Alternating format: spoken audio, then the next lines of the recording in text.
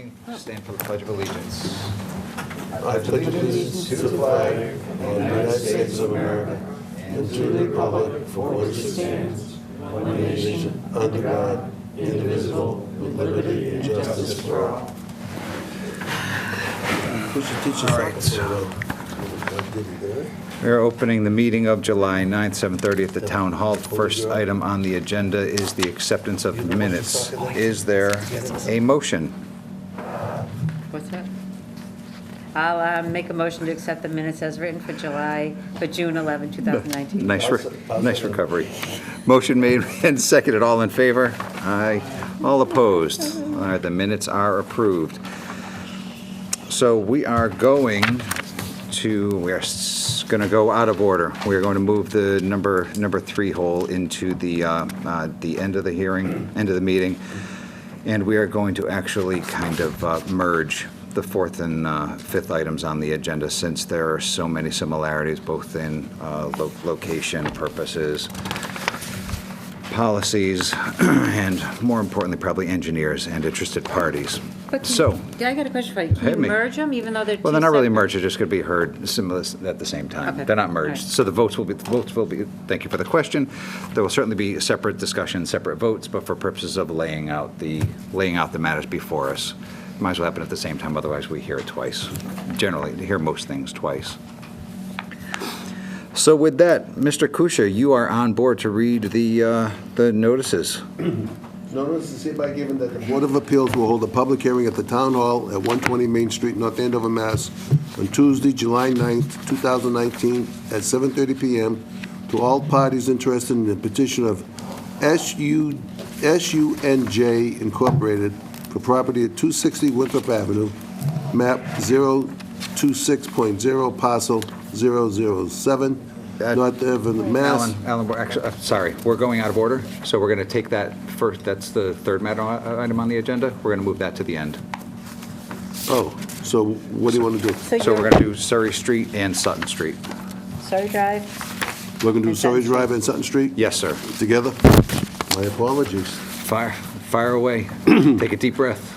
Notice is hereby given that the Board of Appeals will hold a public hearing at the Town Hall at 120 Main Street, North Andover, Mass. on Tuesday, July 9, 2019, at 7:30 p.m.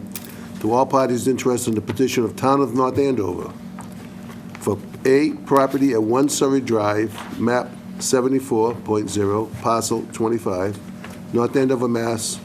in the R4 zoning district, and B, property at 477 Sutton Street, map 74, parcel 24, and 505 Sutton Street, map 74, parcel 2354, North Andover, Mass. in the B2 zoning district. The applicant is requesting a special permit pursuant to the Town of North Andover zoning bylaws, section 195-4.3J, residential district permitted use, residential 4 district, municipal building or use. The applicant is requesting a variance from section 195-7.3 yards setbacks, table 2 dimensional requirements, footnote 2 of the zoning bylaws, for 1 landscape side setback in the B2 zoning district to construct a senior center with associated parking spaces. Landscape side setback for side A proposed is 0.0 feet. The required landscape side setback per table 2, footnote 2, is 15 feet. The relief variance needed is 15 feet. The applicant is requesting a variance from section 195-8.5A, design standards, minimum setback from lot line of the zoning bylaws for 2 side setbacks in the R4 and B2 zoning district to construct senior center with associated parking spaces. Minimum side setbacks for side A and side B proposed is 0 feet. The required side setback per minimum setback from lot line is 3 feet. The relief variance needed is 3 feet. Application and supporting materials are available for review at the Office of the Zoning Department located at 120 Main Street, North Andover, Mass. on Monday, Wednesday, and Thursday from the hours of 8 a.m. and 4 p.m., Tuesday from the hours of 8 a.m. to 5:30 p.m., and Friday from the hours of 8 to 11:30. By order of the Board of Appeals, D. Paul Clark, Jr., Esquire, Chairman. Thank you, Mr. Clerk.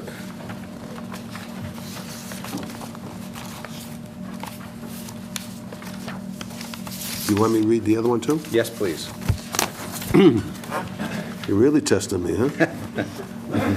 It's the system, it ain't me, Mr. I Clerk. know. Notice is hereby given that the Board of Appeals will hold a public hearing at the Town Hall at 120 Main Street, North Andover, Mass. on Tuesday, July 9th, 2019, at 7:30 PM to all parties interested in the petition of Sutton Street Redevelopment, LLC, for property at 505 Sutton Street, map 74, parcel 23, 54, North Andover, Mass. 01845, in the B2 zoning district. The applicant is requesting variances pursuant to Town of North Andover zoning bylaws, Section 195, 7.3, setbacks, Table 2, dimensional requirements, and Section 195-7.6, floor area ratio. Table 2, dimensional requirements for construction of 136 multifamily rental units in 3 buildings. A variance is requested from Section 195-7.3 yards setbacks, Table 2, dimensional requirements of the zoning bylaws. For one side setback in the R2 zoning district to construct 136 multifamily rental units, side setback proposed is 0 feet. The required side setback is 25 feet. The relief variance needed is 25 feet. On the senior center side, a variance is requested from Section 195-7.3 yards setbacks, Table 2, dimensional requirements of the zoning bylaws. For one side setback in the B2 zoning district to construct 136 multifamily rental units. Side setback proposed is 20 feet. The required side setback is 25 feet. The relief variance needed is 5 feet. It's on the China Blossom side. A variance is requested from Section 195-7.6, floor area ratio. Table 2, dimensional requirements of the zoning bylaws to increase FAR in the B-2 zoning district to construct 136 multifamily rental units. Floor area proposed is 1.2. The maximum FAR is 0.75. The relief variance needed is 0.45. Application and supporting materials are available for review at the office of the zoning department located at 120 Main Street, North Andover, Mass. On Monday, Wednesdays, and Thursdays from the hours of 8:30 to 4, Tuesdays from the hours of 8 to 5:30, and Friday from the hours of 8 a.m. to 11:30 p.m. 11 a.m. to 11:30 a.m. By order of the Board of Appeals, D. Paul Clark Jr., Esquire, Chairman. Thank you, Mr. Clerk. You're welcome. So there's the official setting of the table. Now I'm sure we have a handful of folks here from the applicant side. Has anybody been nominated to kind of guide us through these 6-ish items of relief?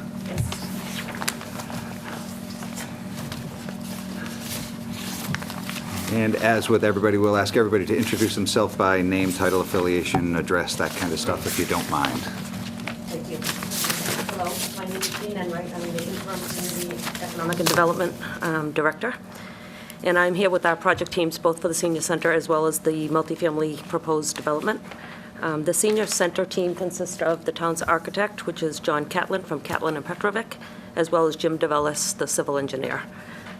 Later tonight, Eric Loth, who is the principal for the multifamily development.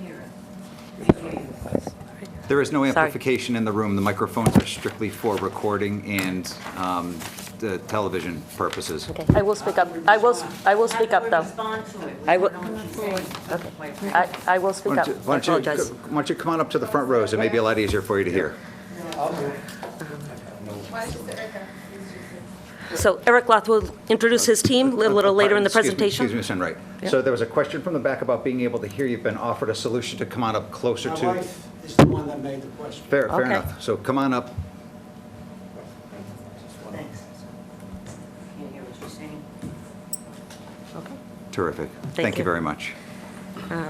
So I wanted to provide a little background and history as to how we've gotten to the point we're at tonight.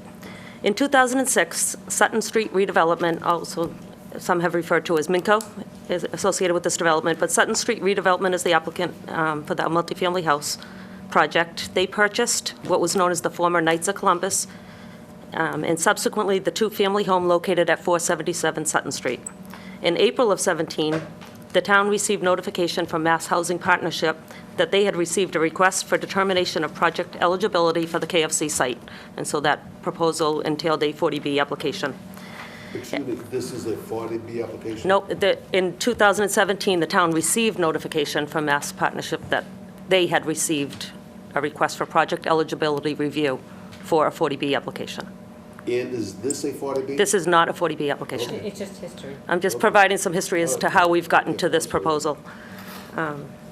As proposed, that development would have consisted of 163 rental units, of which 41 units would have been affordable to households at 80% of median income. Then the units consisted of 24 studio, 46 one-bedroom, 76 two-bedroom, and 17 three-bedroom. In November of 17, the developer received a written preliminary determination of project eligibility under the comprehensive permit rules. Is my understanding around that time, the former town manager contacted the developer, and they began discussions regarding a public-private development opportunity at this site. As a result of those discussions, a conceptual plan of a 4-story multifamily development consisting of 136 units, so a reduced number of units. The makeup of those was 28 studio, 55 one-bedroom, 53 two-bedroom, and no three-bedroom, and a senior center of approximately 13,600 square feet, including 80 dedicated parking spaces, was created. This conceptual plan was shown at the May 2018 town meeting. That town meeting approved these lots to be rezoned from general business and residential to business 2. The rezoning of business 2 allowed for a building height to be a maximum of 4 stories, not to exceed 55 feet, by special permit. Town meeting also approved authorization for the Board of Selectmen to accept a donation of gift of a parcel of land located on Sutton Street, consisting of approximately 57,300 square feet, for the purpose of a senior center and necessary parking spaces. Should these proposals be approved, the developer intends to donate that parcel of land to the town. As will be explained later, during the site design process, it was determined that in order to have the optimal parking and circulation configuration for both sites, a configuration that allows for the 81 dedicated spaces, the locus needed to include 1 Surrey Drive. The developer then purchased 1 Surrey Drive, and that parcel has been incorporated into the site plan that you'll see tonight. So here we are today. Both of these proposals will need approval by your board and the planning board for special permits and an A&R application. We have each filed applications with the planning board, and the public hearing process opens on July 18th there.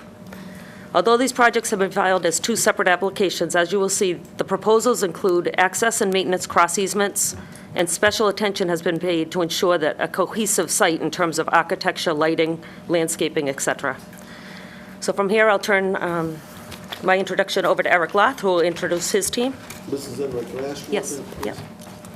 please? Is one proposal, the senior center, contingent upon the other proposal with the apartments? Well, it contemplates that donation of land, and that donation of So they are land, contingent upon each other? Yes? I would say yes, yes. Okay, thank you. That's my understanding. Yeah, okay.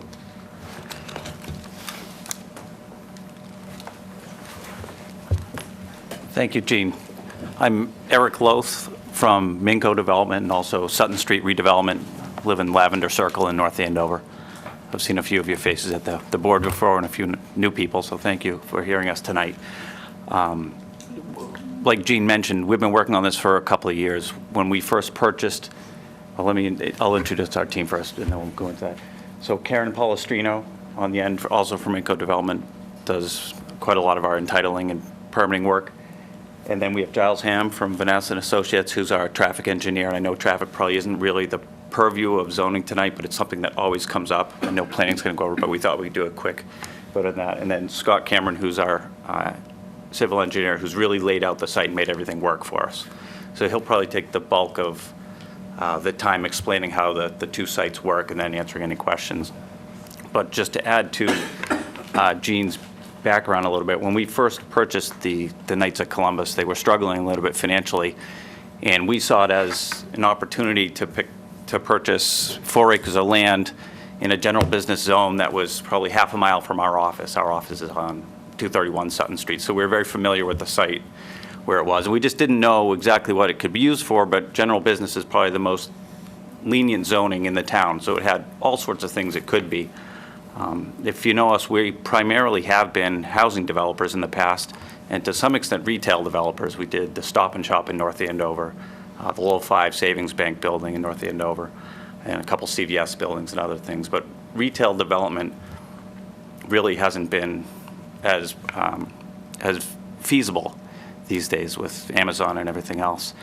And we also thought, after looking at the site for a while, we first rented it out to a church that was in there for a couple of years, and then when the gas disaster happened, we rented it out to All Pro Electric, who was under contract with Columbia Gas. So if you drove by there, you probably saw 200 trucks parked up there because they brought 200 electricians into work.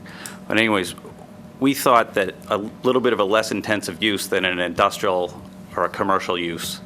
So trying to transition off Route 125, which is pretty much commercial, stepping down to a multifamily use as opposed to doing a big commercial use probably made more sense. So we started to go through the 40B process because this was, multifamily zoning was not allowed there. And as Ms. Enright said, Andrew Mailer came to us and said, you know, we really need a space for a new senior center. We're bursting at the seams. We only have 7,000 square feet. You know, we have a ton of people in there. We have no parking out back. It's always a problem. Would you consider selling the site? And we said, well, we really wouldn't, because land to us is kind of like steel to a car maker. It's the raw materials of what we do. And he said, well, do you think we could try to work together, because there's really not a lot of land that's close enough to the downtown where we could try to locate a senior center. So we said, sure, we'll try to see if we can fit this together. And as we started moving the pieces around on the puzzle, it didn't look like it really fit. We just couldn't, there wasn't going to be enough parking, there wasn't going to be enough circulation. So we tried for 6 months or a year to get in touch with the fellow who lived next door. Finally got in touch with him. He lives up in New Hampshire, and managed to put together a deal to buy his parcel. And then we went back to the town, to Eric Kafori at the time, and to Andrew Mailer, and we started moving the pieces on the puzzle. And that's when it looked like, gee, I think we can fit a senior center, and I think we can fit a smaller apartment project. So we, lopped 30 units off the apartment project, and we came up with the plan Scott's showing here. The one problem we didn't foresee at the time is we took a footprint of a senior center from another town. We didn't really know, because that's not what we do, and the town hadn't engaged an architect yet. So this is the plan we put together to go to the town meeting with, that everybody voted on and was approved. What it did is it gave, an 8,000 square foot footprint, and 80 parking spaces is what the town thought they needed for the senior center, but there was a shared parking scheme. We figured people at the senior center would probably be there mostly during the day, and our residents probably mostly be there at night. It would probably work. After the town engaged Mr. Catlin, the architect, who's done 30, 40, 50 senior centers, a lot of senior centers. So, we started looking at it and saying, gee, we'd really like to have dedicated parking. That footprint doesn't work. We want to shift the building around. It just turned out we all had the right intentions, but it just didn't make sense. So then it was, well, gee, there's another house next door, another two-family, and it just so happened it was a fortuitous time. They were looking to sell. We purchased that, and that's why we get some of these, Scott will go through this, we get some of these setbacks, which are really internal setbacks between lot lines that we've created ourselves. But that's where we are now, just to fill in the background a little bit. But I'll throw it over to Scott. He can talk through the particulars of the plan a little more, and then if you have questions, I'm happy to answer them. Thank you. Just a quick question, Eric. So Sure. the town approved how many units? And you went from 100 and something to 136? The state site approval letter. No, I don't care. No, the town meeting, you proposed how many units? We proposed 136, and that's Okay. still where we're at. Okay. Yeah. If I may, could I approach, I have, these are illustrative boards to help explain the plan sets that you receive in your packets, but I have smaller versions of this that might help you see them up close. If you would like, I can hand these out to you. These are what you're going to be seeing tonight on the presentation boards. Just, But is that not in our packet? it's not in the packet, but it's the same information, just in color. So is it what you gave us but in color? Yeah, there's some illustrative figures that explains what is in your packet. There's no change, it's explanation of that. I'll present the boards. If you like these, I can pass them out. If not, I can hold them. I just have issue with things being passed out at the meeting if there's any changes. You're gonna take them all? I just heard you say it, it might be changed. Good evening. Thank you for having us tonight. Let me get this out of here. Let me get one short.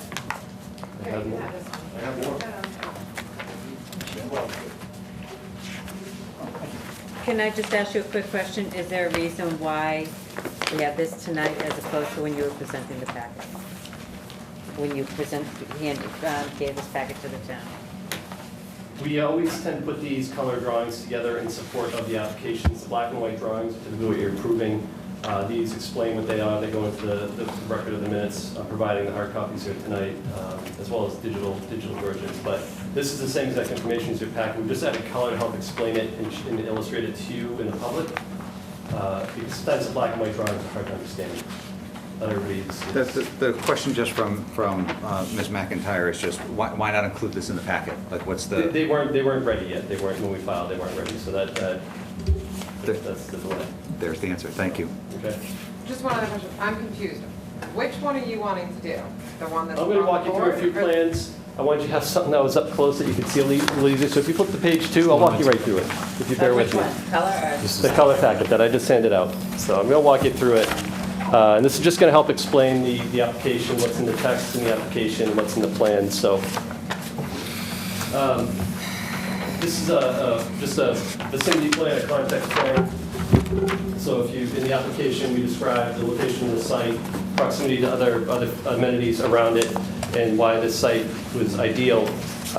So here's the site here in the middle of the property. You can see the airport very distinct at the top of the plan. You can see the high school, especially the athletic field here, and downtown, town hall where we are is here.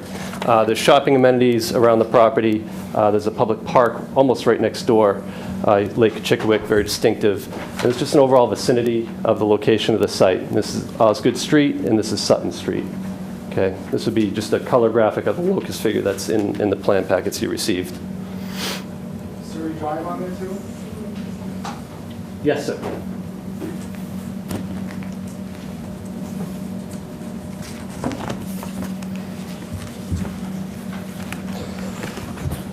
So if you flip to, this is the plan packet you received. These are the site drawings.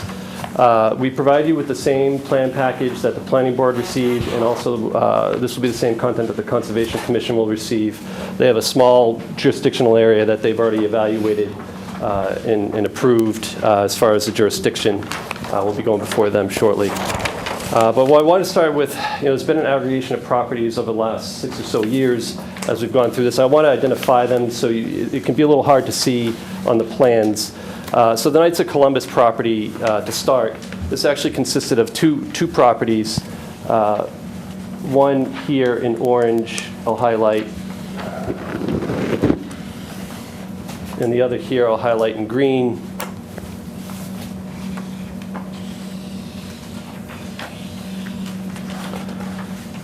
This was the original property that was purchased by Sutton Street Redevelopment in 2013. Knights of Columbus building is located here. Before town meeting, what made that happen? This property was purchased. This is 477 Sutton Street, next door, the two-family dwelling. This is what was presented at town meeting with the real estate in control at the time. That is the color plan that was presented at town meeting that's in your packets. So this is already on the public record. That's that. As we progressed through it, Mr. Catlin came aboard with the team. It became evident that more land was needed to separate out parking, and I'll walk you through this. A fourth parcel was added. This is 1 Surrey Drive, and that's here in the end. So these are the 4 parcels that make up the real estate of the entirety of the project. That includes the senior center and the multifamily housing development. Okay. Now, on the existing conditions of the site, this is the same exact plan. I just have 2 of them. I just want to point this out. Infrastructure-wise, there's water available on the street, there's sewer available on the street, there's gas available on the street, there's electric available on the street. We have evaluated it, we have tested it. There's plenty of capacity for utility systems on Sutton Street. You can see I highlighted the pavement. The front portion of the Knights of Columbus property is all paved. The back portion is a mix of kind of overgrown wooded and lawn area. The other two properties are single-family homes, approximately the same size and footprint area. One has a driveway on Sutton, one Surrey has a driveway on Surrey, and the Knights of Columbus have 2 curb cuts on Sutton Street. So 3 curb cuts total on Sutton Street, 1 on Surrey Drive. But this is the China Blossom property. This is the Surrey Drive neighborhood. Airport's across the street, and then the park is just off the plan here, nearby, and this would be Osgood Street here.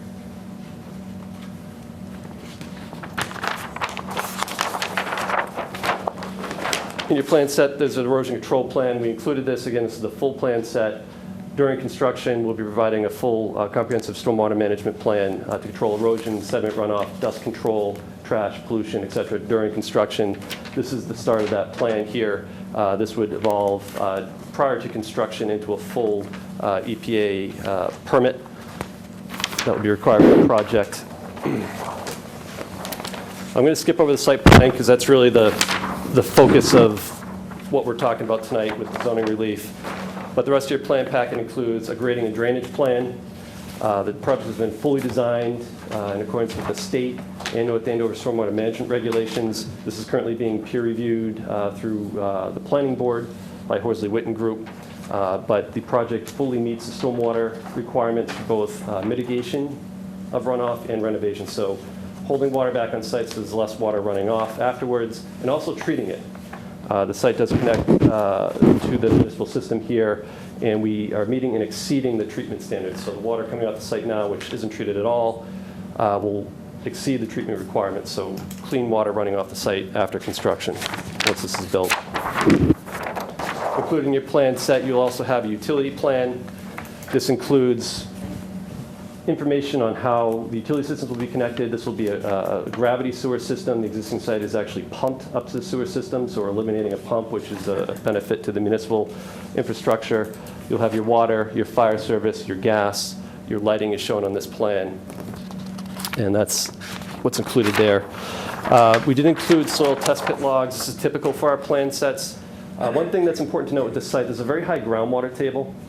And so one thing that was a challenge in trying to design and develop this property was ensuring that we could be above the groundwater so that stormwater infrastructure, and to the extent we could, the building infrastructure was not going to be sitting below that groundwater table.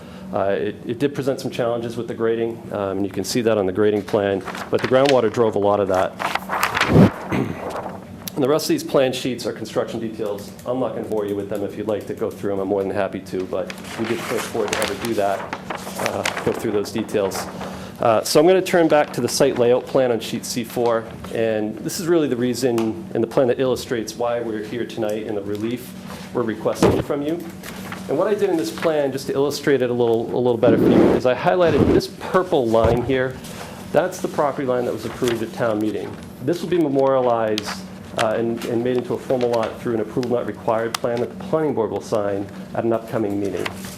And that will become the property line. So the entirety of the estate, you can see the senior center portion and the multifamily portion. I highlighted the multifamily portion. You'll hear more about the senior center in a moment. But what I did is I highlighted that purple line because that's important. So I'll start with the setbacks. These are fairly simple to understand. The blue line here represents the 25-foot setback for the building envelope. Once you factor in the setbacks to residential properties here and what's required here for the frontage and side yards. And then what I highlighted here in blue is the portion of the building that is within that setback. You can see it's driven really by this line. And it's a very small portion of the property. It's an internal lot line, part of the project. And there's a very small portion here, only about 5 feet, and it's really just the overhang and the deck portion of the building here, all on the China Blossom side. But it's so slight you can barely see how much is within that setback. Why did we do that? Well, if you'll note in the elevation drawings, which I'll go through, the buildings in the back of the property are 4 stories. That's what's allowed We requested a special permit from the planning board under the B2 district to go with the 4-story building. But when it came to designing the building up front, there's a lot of different considerations to that, because that's on your streetscape. We were very concerned about the massing of the building on the street. We didn't want this 4-story building, looming over the street. And to alleviate that, we just went with the 3-story building. But we still need the floor area to get to the units to make the project feasible. So what we did is we shortened it and we lengthened it. And that put us in this position where we were up against this internal lot line, and we're into a setback requirement that we're asking relief from tonight. And really the big reason for that is to keep that building to a 3-story building. And you can see a rendering of that here. This was just finished by an artist just yesterday, actually. That's also in your packet. But this gives you a little bit of perspective from the street as far as the massing of the senior center compared to the residential. If you're standing right across the street here looking at the project. So if you're standing about where this utility pole is looking across the street, that's about the perspective you'd see. You can imagine that if that was another story higher, it would be a lot bigger building on the street. That's why we asked for that variance. That's why we're here tonight. And the floor area ratio, this was again another kind of, we're creating this lot line and we're donating this land to the town. But in doing so, we've taken away the land for the project that was originally contemplated here. So we're asking for relief to increase the floor area ratio from 0.75 to 1.2. Now, if you look at the entirety of the project, including the senior center floor area, which is 13,500 square feet, John will correct me if I'm wrong on that, but it's 13,500 square feet approximately with the floor area from here. The floor area ratio for the entire development site, 0.68. It actually meets zoning. But because we have to create this lot line, donate this land to the town, we're here tonight asking for a variance on the floor area ratio to do the project, to donate the land. Can I ask you a question? Mm-hmm. So you're creating this lot line. Why don't you move it so you don't have to come here? And, I mean, are you creating your own hardship by changing the lot line? And I mean, I don't understand the concept of, you have the ability to change the lot line and not create your own hardship. Yes and no. This was what was approved at town meeting. Not really. This is, well, we filed a warrant plan. I didn't bring that with me tonight, and that's the same lot line. It's annotated as a meets and bounds description submitted at town meeting. That's not what was approved. It's very different from what was approved. I mean, the lot line's approved, but the building is different. I mean, Is this, I'm so confused. that's Is this what confused. That was approved at town. This was Yep. approved. So Yep, creating the lot line. So my question is, I think you're creating your own hardship by changing the lot line, and tell me why you're not, if you feel you're not. Okay. We'll get through the presentation. Maybe we can circle back on that. It might be helpful, since the question's arisen now, it might be helpful to kind of address it. I appreciate wanting to get through the presentation. I promise you that we will. Yeah. The question has percolated, so it's probably best to address it. I may have the wrong plan. So at town meeting, the conceptual plan was shown, but the conceptual plan of the building was not what was approved. There was a warrant plan that showed that lot line and that configuration of the lot. That was part of the warrant article. I think So what we're it's- saying, the lot line was approved at town meeting. If we were to move the lot line, I think we'd have to go back to town meeting to get them to accept a different piece of land, and that was our concern. We felt it was probably easier, we've been trying to work together in good faith, it was probably easier to ask for the, for the variance from this internal lot line than wait another year, go back to town meeting and ask for a change of the line. But you're right, it's a line that was created at town meeting before we knew the particulars of the building. So this plan was actually in the warrant at town meeting. So in order to change the lot line, you have to go to town meeting? Yeah. Because we approved it. Well, I wasn't at that I town was meeting. not But That's the one that snuck in at the end at number 48, warrant number 48. So yeah, change the lot line is to return to town meeting. The question that you're asking, Ellen, still stands, however. So we have this lot line, why cannot the building conform to the lot? you'd have to make the building smaller. Well, we believe it's in the public interest to have a shorter building. We believe instead of a 4-story building, a 3-story building looks a lot better on that streetscape. And that's really what's pushing it there. So, I mean, if we were to deny the variance here, you could go back and design a 4-story version that would fit within those limits. And basically, that is the choice before this board in a way, right? Is that your Yeah, we idea? have that choice, and the floor ratio is what we're also asking you to approve. Right. Okay. Can I ask you a question? If you were to bring it into conformity with the lot line in question, how many units would you lose? They wouldn't, they'd They go wouldn't. up a floor.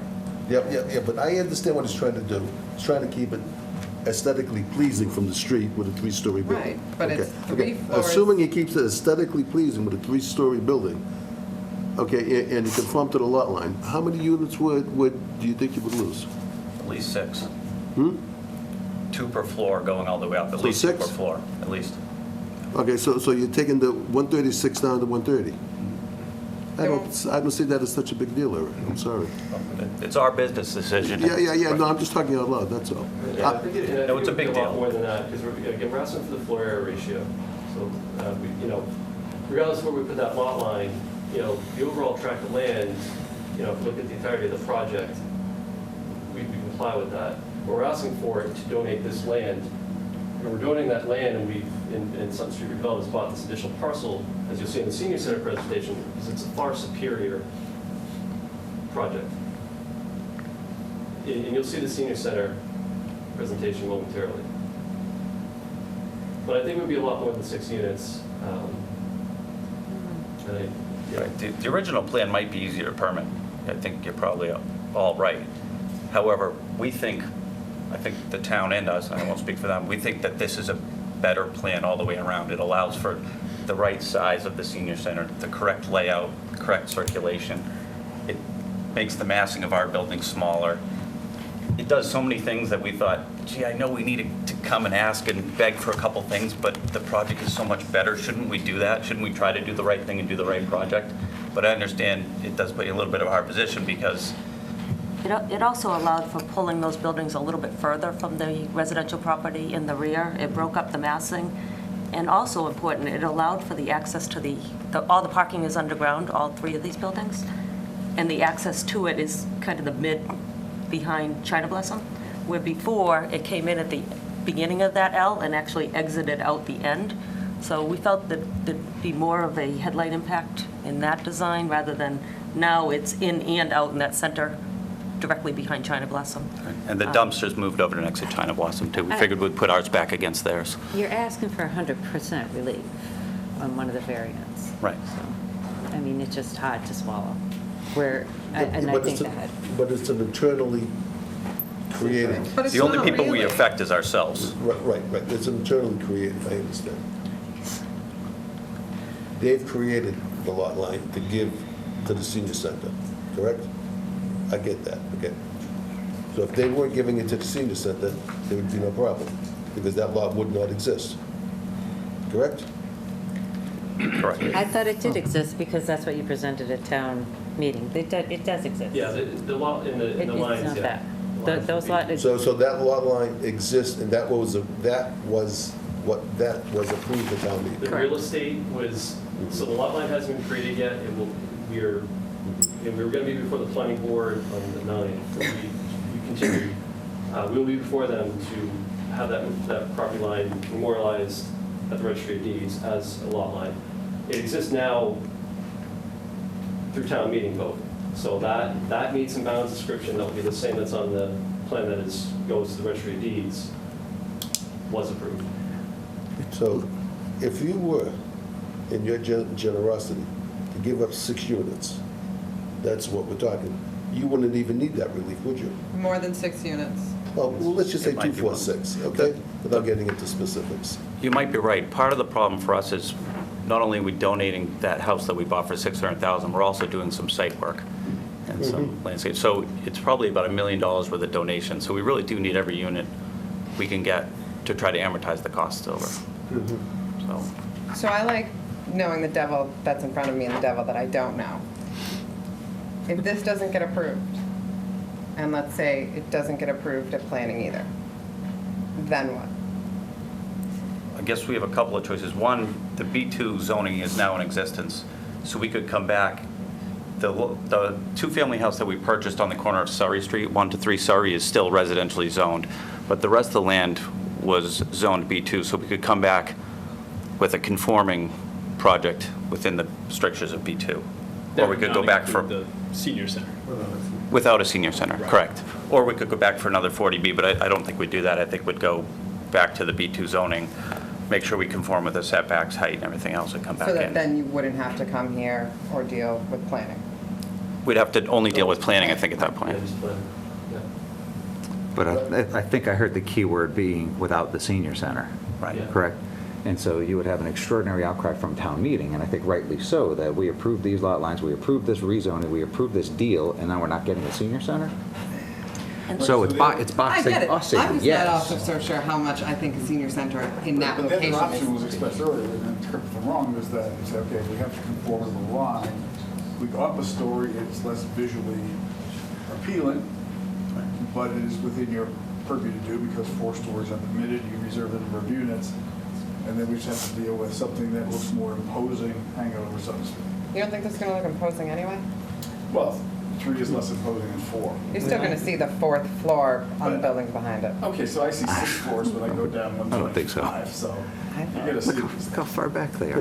know, in all defense of the man, okay, there's an airport across the street and a Chinese restaurant on, backing up to him. So it's not like you're looking at the town forest here. But there's all All right. residential behind But it. it's a bunch of, it's a Okay. bunch of residential, and you're really gonna tell me the senior center has that much value in that location? I don't personally think it does, but seniors would probably have a better 2 cents on that than I would, because I don't use the center yet. Well, Give me so another that way 60 years. Someday you will. Give me 60 We're going years to hold and I'll be public there. comment until the end. So I know that you've moved on with the storyboard, but if you could return to the one underneath that's showing the blue relief. I'd also like to point out to the board, I know that the applicant has as well, that blue line is the setback from the senior center. So it's not like they're eliminating the 25-foot side setback to Joe and Mary Smith next door. This is the senior center, which is a common space, a community space. It's people in and out. There's nobody living next door to. There's nobody in the senior center lot that is, in my mind, going to be complaining about the 25-foot side setback loss. The only folks that are going to be, that could, and this is strictly theoretical, the only folks that are going to be complaining about a side setback loss are the folks in the 6 apartments that are going to be facing the senior center in that building. Those are the only folks that are losing the buffer, and my understanding is that there is at a minimum, there's a driveway in there. So how much room do we have between the So, structure of the senior center If and? both buildings were pushed against the 25-foot, they would be 50 feet apart, right? We're providing 88 feet between them. So the spirit of the zoning is not deteriorated by this request. We're still meeting that spirit. And how do I, so, a lot of this, again, we say it's a secure project. We are looking a lot about the public interface and what's going on around this, what's going on in the property, and what the intended use is going to be with the senior center. I'll let them get into more details on that, but from our perspective, it's one of the big changes when we added 1 Surrey Drive, was the ability to fully separate out the senior center. So the initial town meeting proposal, we would have had a shared parking situation, between 30 to 40 cars having to share parking with multifamily housing.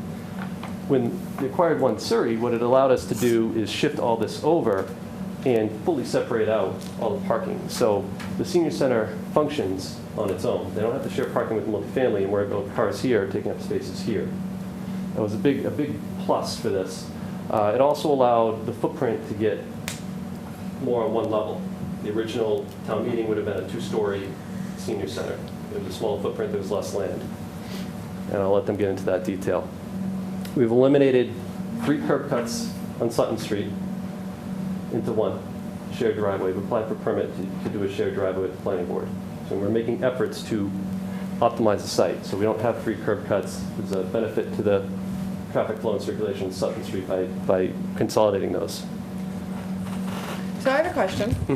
As do I. If you're concerned about the 6 or so apartments you're going to lose, why don't you just put them in between the gap of building 3 and building 2? That was And my then you question. keep 3 stories, so it's aesthetically pleasing for those that think 3 stories in the front shouting at you is aesthetically pleasing, and you also don't lose your apartments. And you're not creating your own hardship. So remember I told you about the high groundwater and the grading issues out here? Okay. We cannot extend, this building's already extended a little too far. I'm talking between Between- where 2 and 3 in the where the Here? patio Make it a is. no. Right there, yeah. Against the residential properties? I mean, you're already kind of, for lack of a better word, throwing this in residential properties' faces anyway. What's closing the gap gonna do? Well, there's a massing component to that with the building. You lose a lot of interior floor space in here, which requires you to extend and make more building, because when you have a jointed building here, you get this knuckle where you don't have any windows on the inside, and you have a lot of inefficiency. Without windows, right? Yeah, it makes it really challenging. So that then drives us to put more floor area in. So it's not just filling in this gap. The way we designed this is that you have this wide opening here. You see this little bump out here. That's only 1 story. That's the office. That's the community common area for the facility that spills into this. And underneath all this is parking. This is actually all parking garage under here. So we can't extend this way. Again, I talked about the L this way creates problems.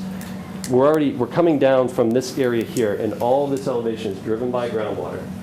It's And all this driven by This groundwater. is underground parking. Underground parking.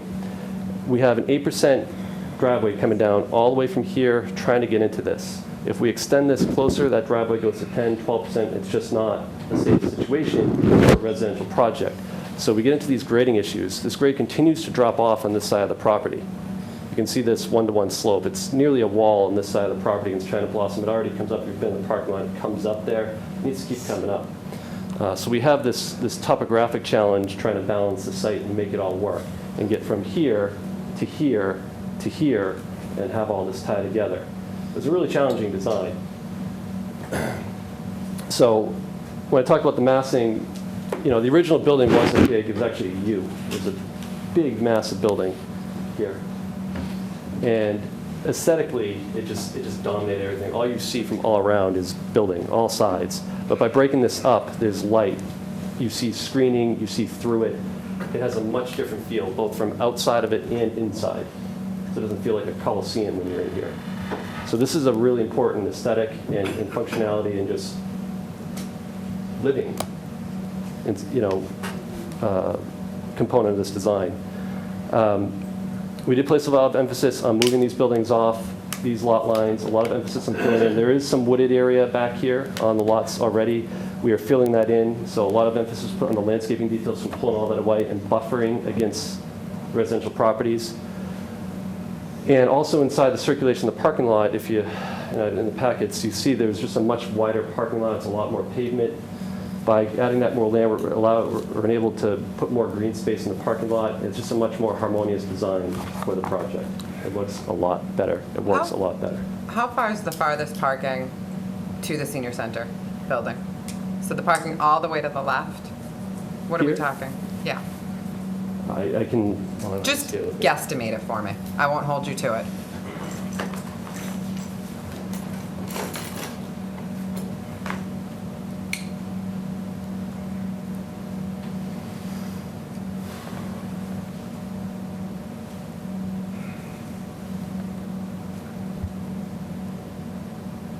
Well, 210 feet.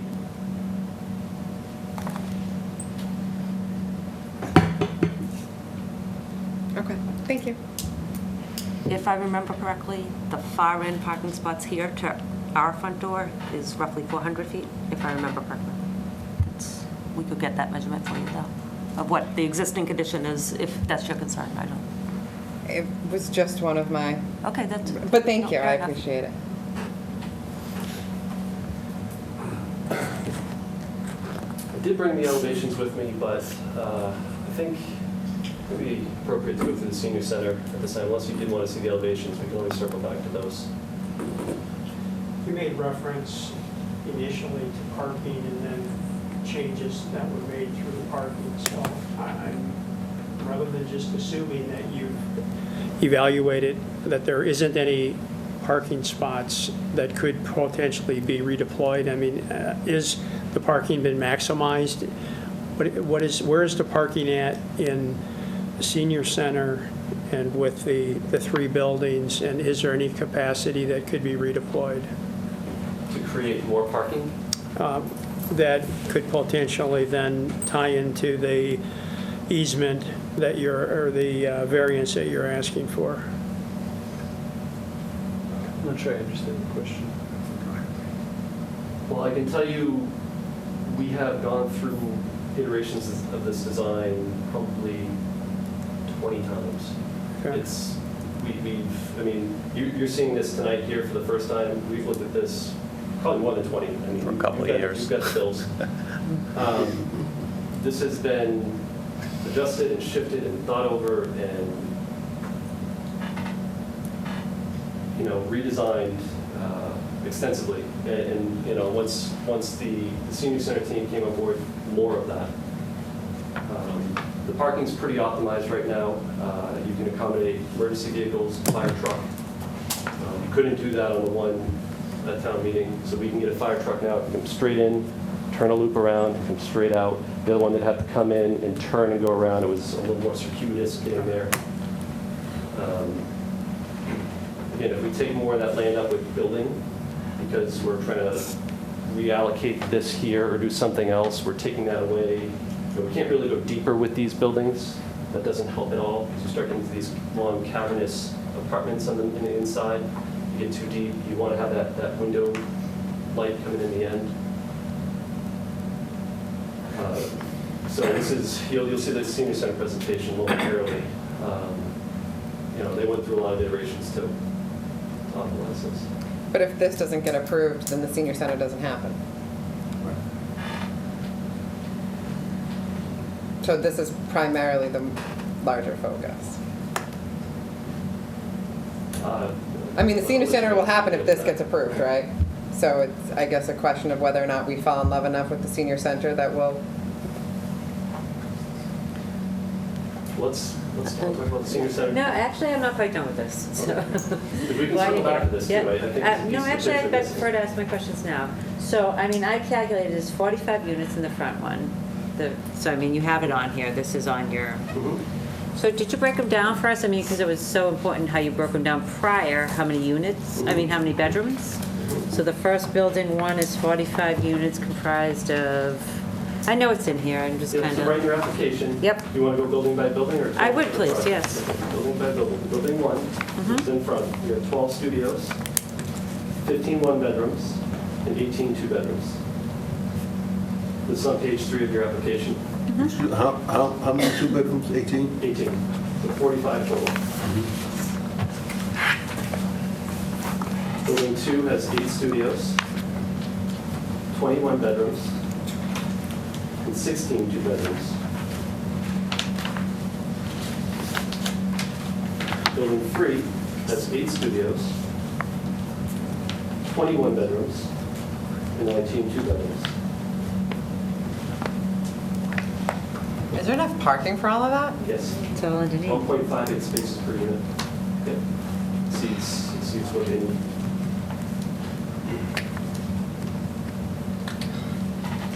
Eric, what would you lose? And I understand what's going on here, as far as the senior center and what. What would you lose? Studio apartments, 1 bedroom, 2 bedrooms? What do you think you would lose? Depends how many feet we have to cut off. Yeah. Well, what would it take to bring it into compliance? I don't know. It probably wouldn't be economically feasible. We'd probably be down below 100. With the floor area ratio, is very low. Well, I'm saying if it's a 6 apartments, would it be 6 studios, 6 1-bedrooms? Well, if you're talking 25 feet, it's going to be more than 6 units. If you're talking 12-foot pods, it might be 12. I mean,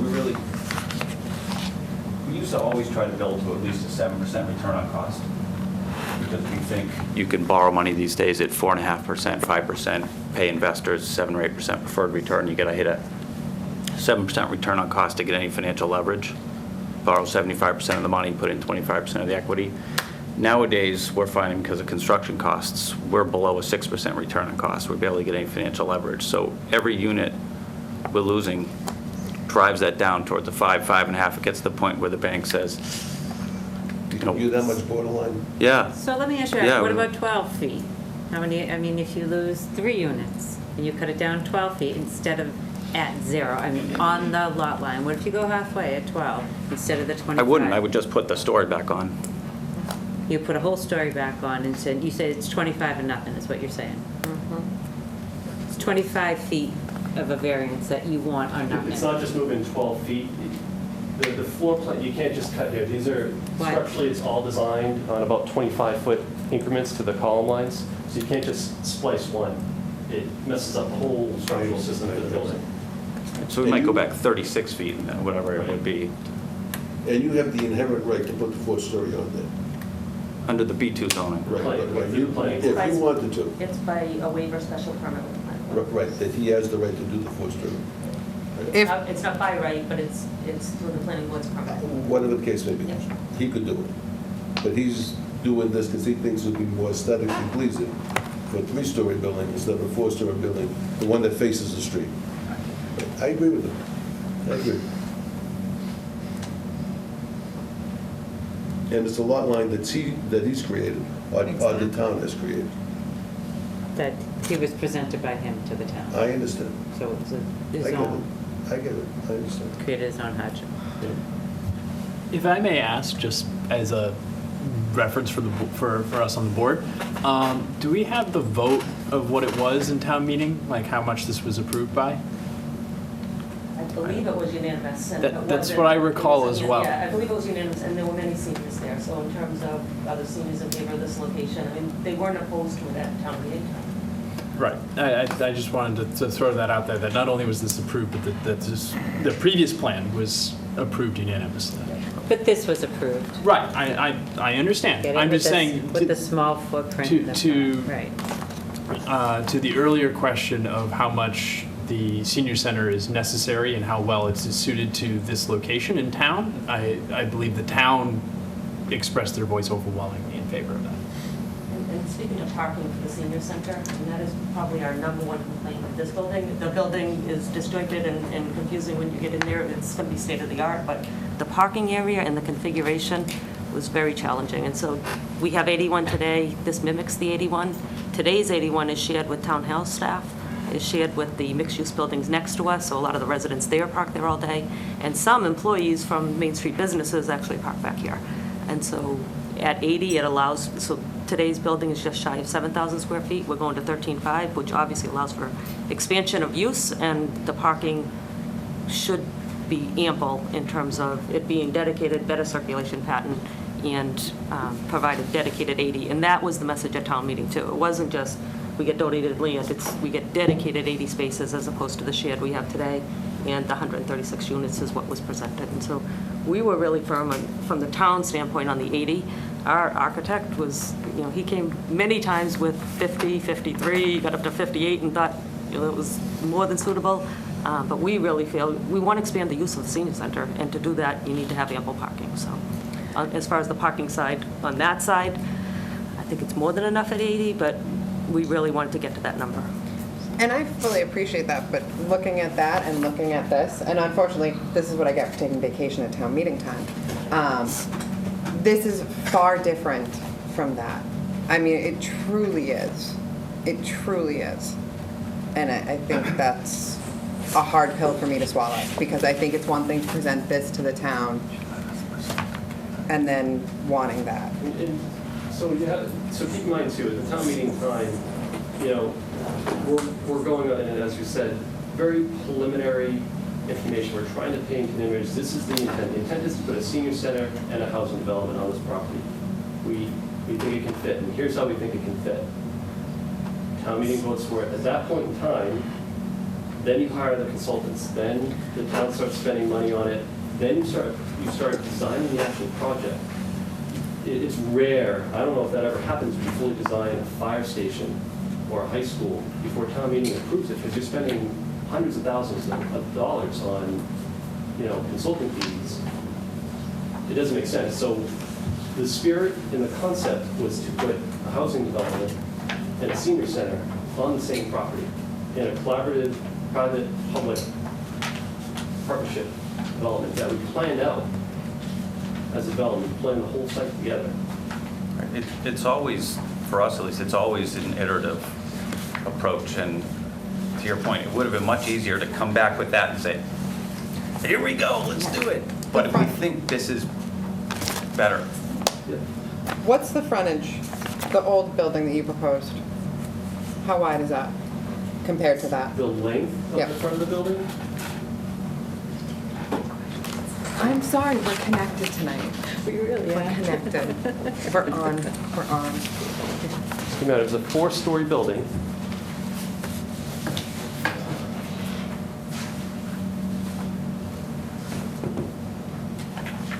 So that was 145 feet. And the new one is, A story lower and 220 feet. so just shy of double. No. Wait, what did you say? 145 to, 145. 30% longer. Yeah. 30% longer. Pregnancy brain, sorry. It's, again, a story shorter. And what are we talking, a story, 8 feet? 9. 12 or so.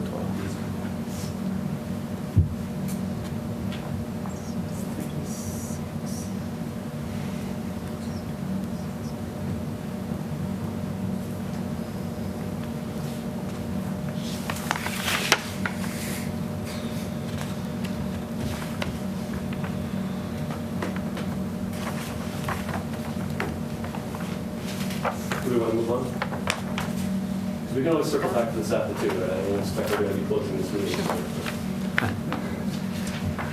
I'm good for now. As the chairman. Fair enough. Happy to shake things up and move to the senior center as the proposal. Can we keep that up for a minute? That's it. I want to press this. It's a very good point.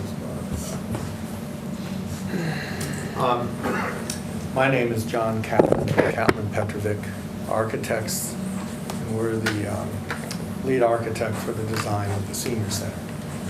And we were brought in after town meeting and after the effort made by Minco to develop a site that would provide land for the senior center. It's a very generous, I do this all over the state and around the country.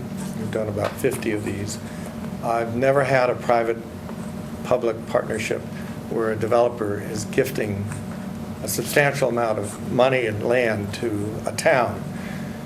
When we got on board, we actually realized that that was probably not enough. The developer doesn't like to hear that, but this was presented at town meeting, as you brought up. It was not feasible for the senior center to be successful at this site with this amount of land. And what happened was that once we got involved and started working out site plans, we determined that in order to get the parking spaces they needed, 80 spaces, we actually got a little bit more, 81, we needed the other parcel. That was not a small effort by this developer. He came up to the plate, put about 600,000 plus or minus on the line. And he isn't going to stand there and say, oh, I've done all this for the town. But I want to say it because I've never had that happen before in my work. This town is going to double the size of the senior center they have now. They're going to have dedicated 81 parking spaces for that facility. And it will be clearly laid out in a way that meets the current requirements for this type of center today. In the last 15 years, even in the last 5 or 6 years, this building type has changed dramatically. We now have fitness facilities in it.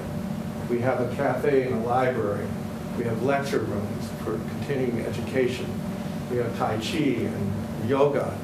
We have sitting volleyball. We have a lot of different opportunities that occur now that have not occurred in the past. And the senior center you have now was really a great center when it was built. It had shared parking. In fact, I know when I first arrived here, I said, best that you don't park your car down in the parking lot down there because it's a little bit dangerous for your car. Our elder population is a concentrated population of people who have some limited ability to drive clearly and find their way around and park. We get a lot of what we call parking by braille. That is, you kind of bump your way in and bump your way out. And I know that a number of people here in Town Hall have said, hey, come out and I find a new tent in my car. I have a lot of experience with that. I'm 73 myself. So what happened was, they lifted it. In fact, I think they might have lifted it from one of my old senior centers. It looks like a single-story one that we've done. But the deal is that it looks a lot like Mashpee, actually. But that was a single-story small building. We said, if you can move the building over and be more aligned with this new concept here, we can get the building out of the way and get the parking field out in front of it. That parking field is really critical because we want to be able to circulate on-site in the parking field. We want to make it really clear for the seniors that you come in one way and you go out one way. When you come in and out with the same parking driveway, especially associated with the housing, you're going to create more conflict.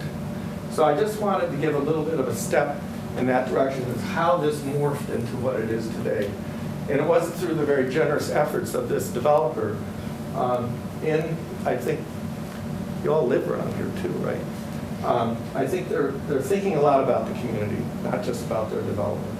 And when it became available to develop this deal, that's what happens. Now, I'm going to let Jim DeVellis walk us through the process, and then I'll be happy to be around to answer some questions. Thanks. And Jim? Thank you, John. Okay. Good evening, Mr. Chairman, members of the board. As John said, my name is Jim DeVellis. I'm a professional civil engineer, and my firm is providing to the town through John, so you're my client, civil engineering and landscape architecture service to bring it through the zoning board, also the planning board. I don't think we don't have conservation on the senior center site. So we prepared a set of site plans which was submitted, same as the residential component. It's the same set that's given to the zoning board as is given to the planning board, and we're kind of working as a master plan concurrently. But we're in front of you tonight, we meaning the senior center, for 2 variances and a special permit. So what I'll do is,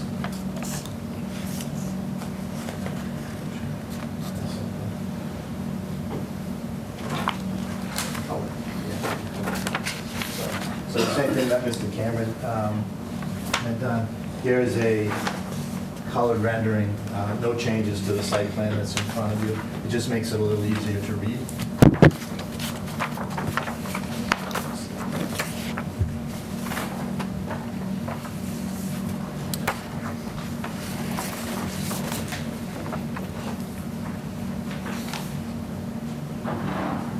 Again, why wasn't this presented with the packet? Again, I'll give you my honest answer. I've been doing this for 30 years, and we always come up with different renderings at the time of the hearings, and we just didn't present it with the packet. What you have in there is the layout, grading, drainage, materials, lighting, landscape, stamped drawings. This is exactly that, but it's got color on it. So here's the thing.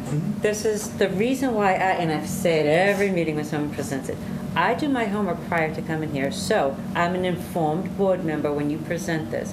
So what you present to me is what I look at. So, I mean, when I get something presented at the meeting, it's just, this is one of my biggest pet peeves. And I've been doing this for quite some time. I'm not arguing with you, but This just that's how it came aggravates me about. to no end. That I just want to, I want to rip it up, just to be honest with you. So sitting there, I understood that. I was actually not going to pass it out and just speak to the black and white, so it didn't But, irritate you, and but- again, it does, it takes, I look through this, we all, as board members, look through this, we come, we prepare, we have questions to ask, we have notes on it, we want to present, have our, Understand. so that's the reason why I get so I apologize aggravated. for not preparing. With the everyone, graphic. and, I mean, you should know that, Eric, that I've sent things back to you, like, no. Continued, when I did have the gavel, I actually continued a whole bunch of them, so. I'll continue. That's my, go ahead, continue on. Thank you, Madam Vice Chair. This is no nicotine, by the way, this is smoke-free, just to let you know.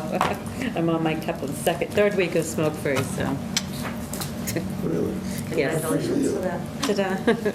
So that was a little bit of I my understand. withdrawal, sorry about that. That's okay. She has pregnancy, I have nicotine. I can't drink. Continue on, go ahead. She can't drink either. Okay, so, and again, I do apologize, but the drawings, the C1 drawing that has the layout, the landscape drawing, everything's kind of combined into that, but nothing that you're seeing there is different from the engineering plans. So I'll walk you through it quickly. And again, as Mr. Cameron said, we've got the same existing conditions, and he did a nice job presenting it. There's high groundwater, which we've mitigated. We've got a drainage plan that cleans up the water, infiltrates it into the ground, keeps it above the groundwater. We've got existing sewer on site in 2 locations. We've got potable water that we're bringing into the site and gas. So all of the same opportunities and constraints on the residential side shows up in our site plans, and it's fully engineered, and it does meet all of the requirements for DEM and DEP. Good engineering practices, and it's being concurrently reviewed with the planning board. So what this is a colored rendering here. In the peaches color is the senior center, and this is at the intersection of Surrey and Sutton. This is a shared drive. As you come in off of Sutton, the residential component is here. As you come in, you take a right, and the darker gray areas is where all the parking is.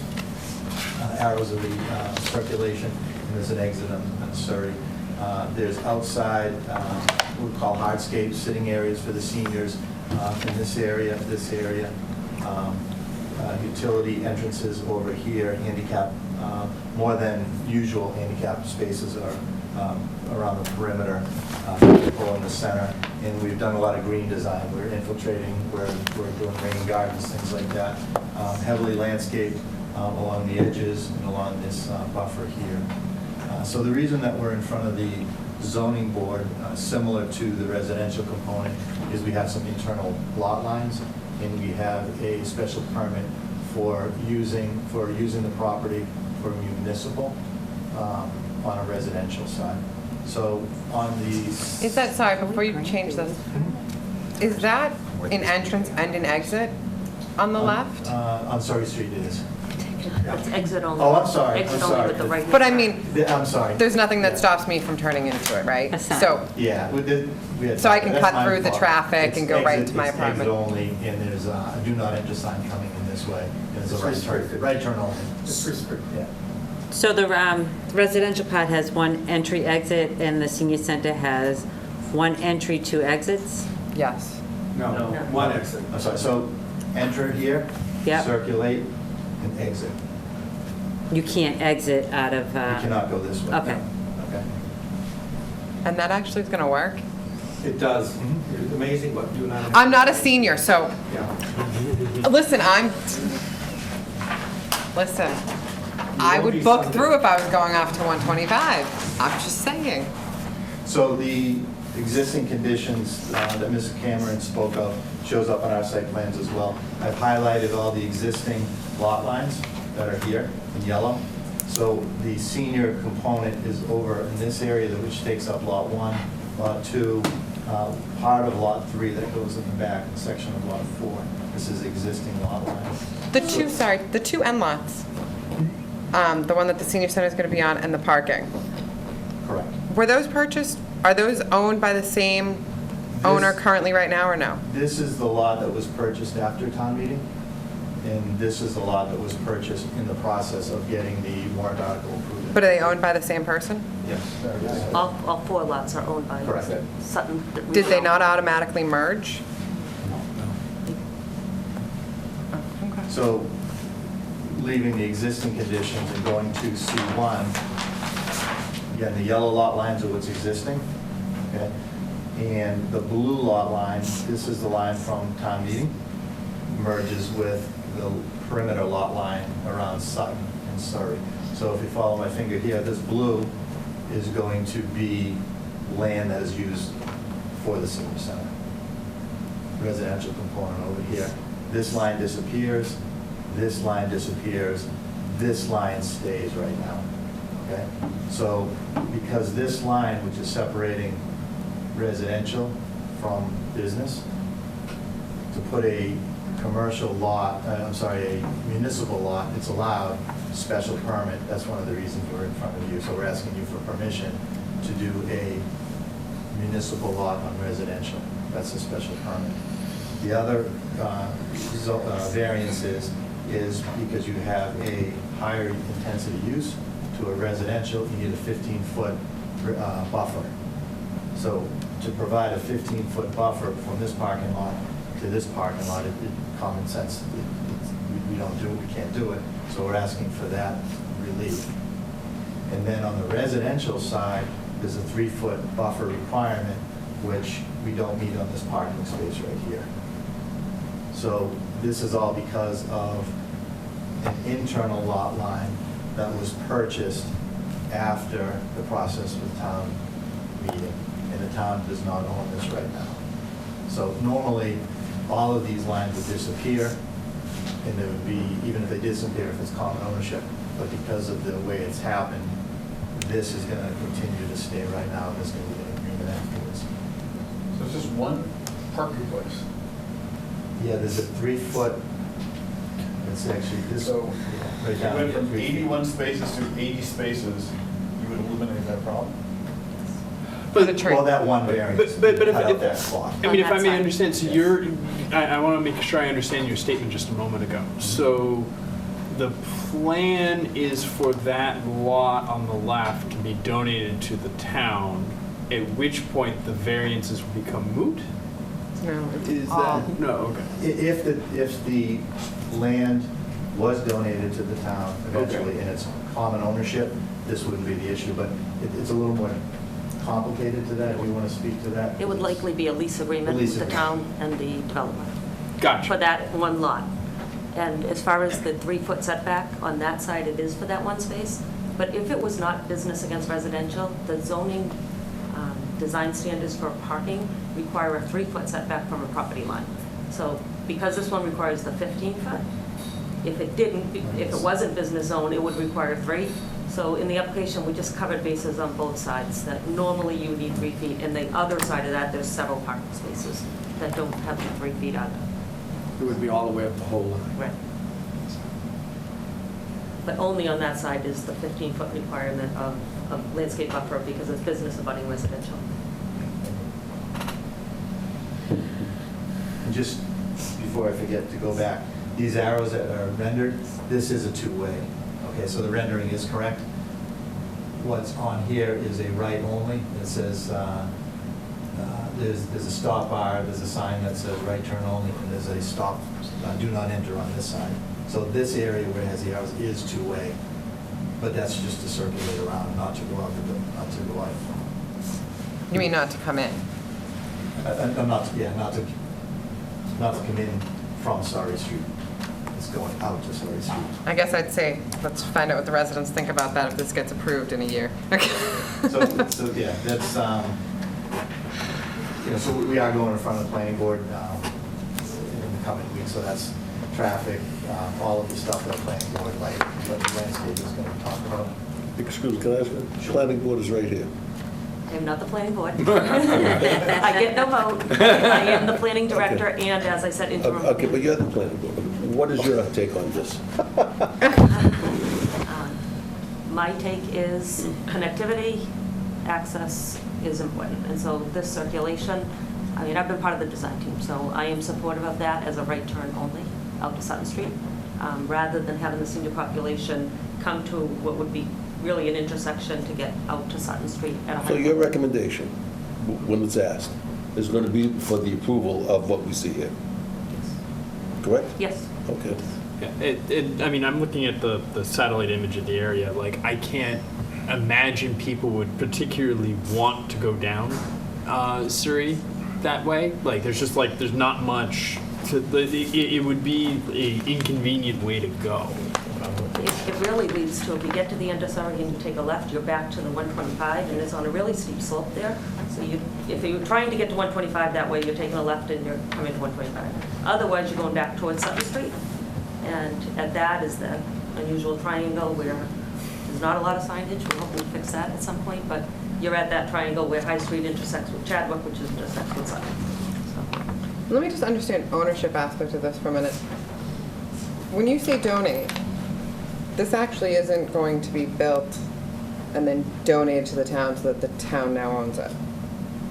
A portion of it. So the 57,300 square foot lot in the middle there, That was what was contemplated at town meeting. This additional lot is approximately 23,000 square feet And that will remain in the ownership of the current owner. for the time being, yeah, with the lease agreement. Is that because long-term that lease. wasn't decided at town meeting, so that's why that's still? It came up after town Okay. meeting, yes. So it would have to go in front of town meeting again If if it- they wanted to donate that Yes. property to the town. Yes, or I believe if the town wanted to purchase it. So Right. get out of their lease as a purchase, would go to town meeting. Okay. So purchasing, not having it donated. Donation I mean, of the land, problem- yes. To accept land, it has to go to town meeting. I understand that. I guess one of the things just becomes is that when it was presented to town meeting, and again, I wasn't at this town meeting, so I'm making the assumption that it was thrown out there that the senior center, obviously along with parking, was going to be donated. But that's not actually what's happening, and if for whatever reason this chunk of parking goes bye-byes, then what do you do with the chunk of donated land? I'm challenged by the direction of your argument, Alexandria, because yes, I don't This- like that the word donation is used This- when the land isn't going to be donated. That's my point. well, there's, But what did there's the land a, is really contingent upon the approval of another. Yeah, we won't get into that one. Okay, but, so it's not donated, it's contingent upon another. But there is donated land, so it's not entirely donated, it's donated and leased. Yeah, my understanding is that it was a timing issue for town meeting. All of this is part of the donation, but it was determined later that we needed to have this lot, which they bought, and a lease, and have a special lease agreement with the town, that the town is. No, I understand, I get it. Just so you know that this, if the project goes ahead, this is a donation. I get it. No, I'm on. And this is currently leased because it was another. I fully get it. I'm the only one with the hiccup.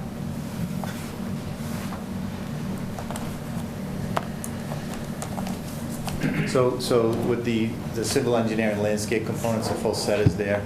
If you want to see some of the architectural renderings for the senior center for the town, John can speak to the renderings, but that's something that we're prepared to do for the planning board.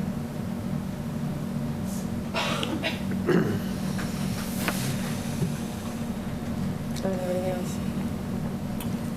any further questions from the board regarding the senior center? Just an observation, so the town meeting senior center was 9,800 square feet, and now it's going to be 13,000 and change. Is that because this was one level and the new one is two levels, or, I mean, No, I tell us, think what it is where did the growth come? I mean, that's a good thing. Yeah. I'm just curious, how did it evolve and grow by 25%? I think, in my experience, and John can speak to more than this, when you're doing senior centers, it's almost a specialty item. Not our architects can understand the needs and the square footage and the uses. So when you have somebody, an architect that comes in that specializes in senior centers, the square footage and the area and the configuration simply didn't work for the town. So it was almost the opposite. When I got involved in this 3 or 4 months ago, it was almost the opposite situation. We were pushing back on the developer, saying the town needs, on your behalf, more land in a building that can serve North Andover, and not what was shown. And it was no fault of it was a concept. I know the landscape architect that worked on this. I've worked with the engineer. I think they were focusing on the housing and putting on a component for the senior center, but it simply wasn't big enough. If we went ahead and just built that rectangle, I think it would all be doing a disservice. The time that you'd turn the key and people showed up, you'd be looking for an expansion tomorrow. Oh, it's nice. It's a nice move. My big comment to the board, one of the things I don't think we discussed with this plan that ate up a lot of land was actually the circulation around the senior center. If you look at the original plan, there really wasn't a drop-off zone.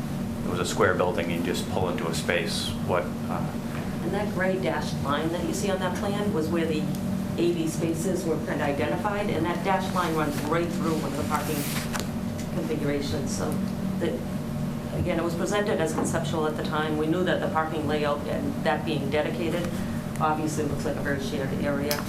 So all those challenges as we worked through the design is what came to the forefront. Part of the impetus of this site was opening it up more so you could see the drop-off area and how much wider it is than than some of the spaces here is much more constricted. I think John made the case eloquently that, you know, as you get older, your driving skills aren't as great as we all would like to think they remain, and providing more space, allowing people to drop off, not having to park 400 feet away, drop off, go around the corner.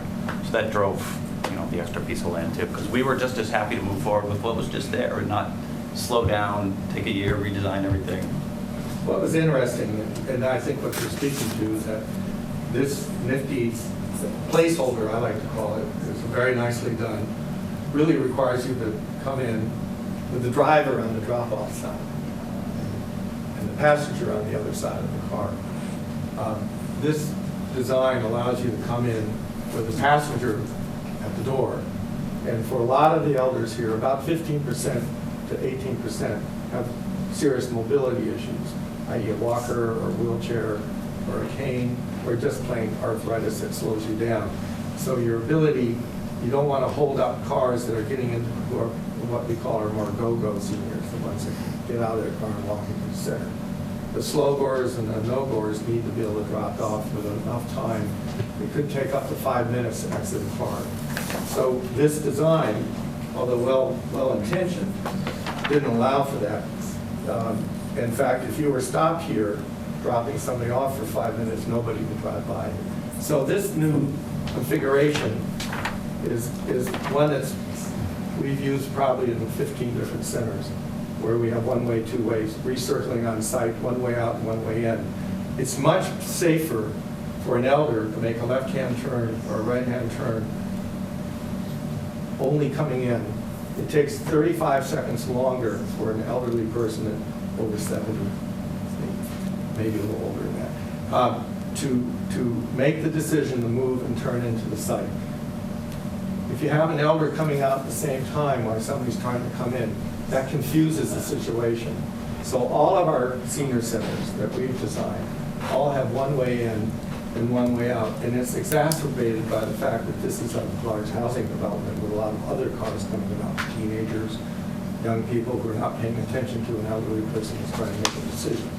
So this is designed to be a very safe solution. But the people that lived on Surrey Drive for 40 years and their kids, parking lot by rail, So I think we're going to hold public comment. Thank you very much for your enthusiasm. We're holding public comment for a little bit later, where the board is trying to get a sense of the landscape from the applicant presently. We will absolutely hear all of the concerns, as many of the concerns as we can. We'll probably hear all of the concerns with some constraints from the gallery. So thank you very much. One last comment to help deal with this later on is that we're currently building a 30,000 square foot center in Long Meadow in the middle of Community Park, which has a child daycare center and a swimming pool. And we mitigated that very similarly, pulling out onto If we could kindly keep our conversations in the hallway. Our idea is to shorten this exit out only over this distance. So I'll get out of the way. I just wanted to kind of cover that. I just have a question for you. So Sure. if there's a van coming in, I mean, we have the senior vans that, The shuttle. the shuttles, and so that would be able to access the front and. Yes. and In fact, the fire department can come in here too. Okay. This building is also special because it's accessible for the fire department on all sides of it. Mhm. Most of our buildings are often up against an area that the fire department, you're required to have 3 sides available. This one has all 4. And this really gets into the detail, but it also provides an area where the Meals on Wheels people that can pick up their Separate, away from the separate entrance. entrance towards the kitchen area where the truck can actually back in or the van can back in there for easy access to the kitchen area, or easier than today. So. And just not to belabor, but we also, the previous concept didn't have a lot of amenities for the seniors to use outside, which all of them deserve outside space. So there's seating areas outside where they can sit and enjoy it. And we, for low maintenance for the town, we did a lot of the stormwater on top. So it kind of doubles up as passive open space. So that took up square footage as well and made the area a little bit bigger. So part of the patio area is covered and part of it is external, which again is amenity we don't have today. And that's Sutton Street. That is Sutton Street.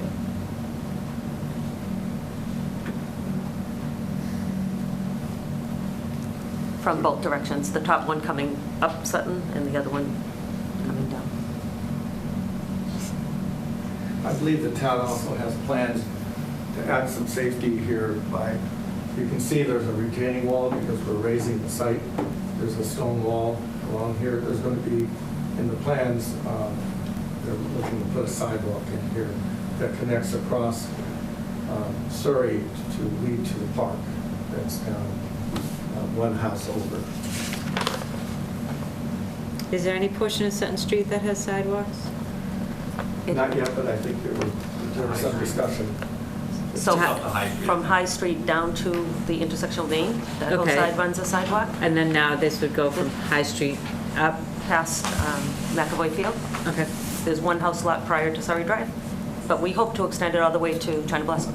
Okay. So we have a whole connectivity plan, so the DPW director is also on our team, and so he's well aware of it. We've talked to Eric and his team about bringing that certainly across our frontage, but the director hopes to get it all the way to China Blossom. So if there's anything else on the front of the board's mind, I'd like to surface that, otherwise I'd like to move on to Just a couple public. of questions. Please. When I was driving down Surrey Street, I just wanted to see, what could I see through the trees? It wasn't a lot, but I had to kind of figure out what, on the residential building, what was I going to see from Surrey Street? Now, there's a tree line there. Does that stay? So they tuck into the rear. Yeah, if I I'm guess- driving down Surrey Street on my left, I'm looking for the Knights of Columbus building. Yeah. It's set back. So the residential building will be closer to the residential property. Here's residential, here's Surrey Street. This building's set back from Surrey Street. There's a lot of landscaping. You know, I'm looking more for these Yeah, buildings here. that's, So what will these folks see of that? Yeah, so in the summertime, and it's all filled in like you saw today, very little. We're gonna fill in along these edges where it is thinner with evergreen plantings and fill in that buffer. So it'll grow robust and fill in that gap. You would be able to see these slightly through the trees back here, but one of the great things about it is that wooded buffer is there. We're bumping it out a little bit in this area, so more trees would stay. How are you fencing? There will also be a fence, it'll be 6-foot fence. Which is similar to what you're showing on the, Yep, so there'll be a fence around the whole perimeter. So you get the fence, and then you get the evergreen plantings in front of that. But the converse of that is then, if I'm 4 stories here and I'm on a balcony, these folks lose rear privacy.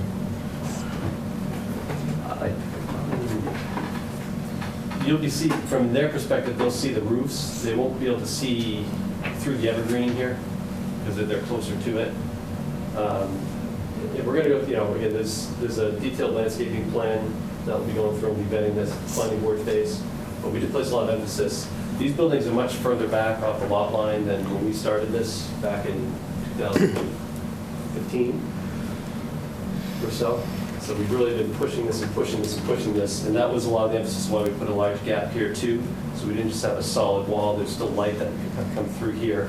This is a one-story, this is the amenity space between the buildings. So outdoor amenities, patios, sitting areas, as well as the interior space. And we did hold a public meeting for the butters. The direct butters were mailed and they did attend. And one comment was this white fence, maybe that could be a darker shade so that it blends in the wooded area. And everyone was very receptive to those type of comments. So just a clarification. I did the same thing Ron did. I drove down Surrey and there is a barrier there that I couldn't see any of the Knights of Columbus. I couldn't see anything. So my question is, when I see your landscape there, are you saying that there will be a kind of a deforestation that takes place to create the buildings? And then you're going to do the landscape? Just clarify for me, Yeah. what's there today and what will be there in the future? It's cleared almost all the way to the lot line now. Okay. And then as you transition, it gets into kind of a scrubby. There are some trees in the back portion here a little bit. Okay. But you walk through here, and then there's like kind of an earthen berm that it drops off to the residential properties. And that's right around the lot line. There's some chain link fences back here. So the scale's not great, but this shows that the KFC lot is cleared pretty much to the lot line. I think that one of the things, just curious about traffic law out here, purview, that intersection of Sutton and 125 is one of my least favorite intersections. And now it looks like it's going to pick up a bunch more traffic. Was that looked at all to say, is there going to be a backup at that traffic light? If you'd like to hear from our traffic consultant, I think brought 4 boards. You can probably do them in a couple minutes if you want a quick overview of that, if you think that makes sense. You want to hear? Please, yes. Good evening, Giles Ham with Vanessa Associates out of Andover. And I'll be relatively brief. We've done a very detailed study to industry standards. We've done traffic counts out there. We've done a safety analysis. We've looked at accident data. We've looked at vehicle speeds. We've looked at sight distance at the driveway. We've done traffic projections and a typical analysis like at Route 125 in Sutton as well. So we looked at 4 intersections, 125 in Sutton, the airport driveway, and the 2 side driveways. 106 units of housing will generate about 740 daily trips, half coming in, half coming out over the course of the I may have misheard. Did I hear you say 740 daily trips. For how many residential units? For the 136. 136, I'm sorry. Yeah. And about 50 trips during the morning peak hour and 60 trips during the afternoon peak hour. We think a majority of traffic is going to travel to the west towards I-495. We've looked at the sight distances at the driveway to make sure they're safe. The vehicle speeds out there between 35 and 37 miles an hour. And we've adequate sight lines looking in both directions. We've minimizing curb cuts on Sutton Street, going from 3 to 1, so that's a safer situation with less curb cuts. In terms of Osgood and Sutton Street, there are some timing changes that are going to be implemented there as part of the Princeton Properties development, so that'll improve conditions there. In terms of our impact there, at that intersection, we're less than 1% impact to that intersection, so we don't really have a dramatic impact in terms of traffic. So that's really kind of a brief summary of what we've done today. But did that take into account everything else that's going on 125? Yeah, so we've identified a couple developments in the area that have been added to the projection. So the typical industry standards, we project out 7 years in terms of traffic projections. We had a growth rate, 1% growth rate per year, plus we identified developments and talking to communities, and we've added Princeton Properties, and there's another, I think, High Street development as well we've added into the projections. Thank you. We heard one of the other fellows talking about the decision-making of our elderly population coming to see the senior center. Is that in any way incorporated into a traffic study? Is that possible to incorporate? So that's when we look at sight distances. First, we're looking at speeds out in the roadway, so we know what the speeds are. We have really state and federal standards in terms of the sight lines we need to, and they're very conservative in terms of the stopping distance. Very slow reaction time.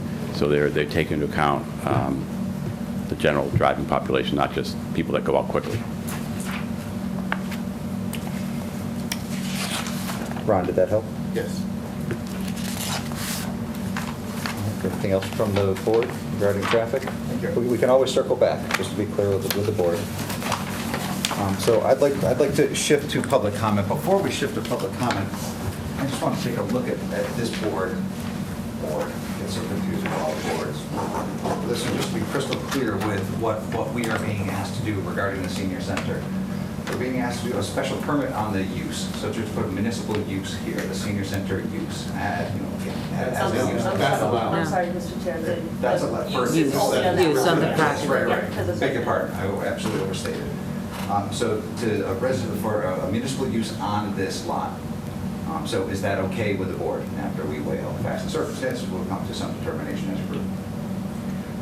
Then there are 2 more, as I understand it, I'll be corrected, thank you very much, Gene. There are 2 more internal variances that are being requested. One is for the parking space on this one over here, I think, which we only need because this is zoned residential and this is zoned GB. This is a business use. So far, so good. Yeah. So This spot. So because of the 2 zoning districts, business against residential, that's the 15-foot Yep. setback that requires a landscape buffer between the 2. So that's one of the variances. So again, to be crystal clear, maybe I may be imposing some opinion here, but we're asking for a variance from ourselves for something that the town of North Andover ultimately is going to be in control of, perhaps not owning just yet, everybody, crystal clear on that, but the town of North Andover is going to be controlling this. And so therefore, we're essentially asking ourselves for a 15-foot buffer is a little bit silly, I think, to me, if we're actually, and as you all know, I'm a guy, I get out you. When we're talking about single foot setbacks, I get an awful lot of grief with myself there. But this is the town of North Andover Senior Center, town of North Andover Senior Center, so it's kind of silly, but we have to do it because this is on residential, this is on GB, so we've got to talk about a variance here. It has no practical impact other than to one of the hurdles for the project. And the other is, Jean, is it this parking space? That's on that side of the line. The parking design standards require a space to be 3 feet from the property line. On the residential Right. side? On both sides. On both sides? Yeah. So it's a 3-foot setback for a parking space in our table in the design standards for parking.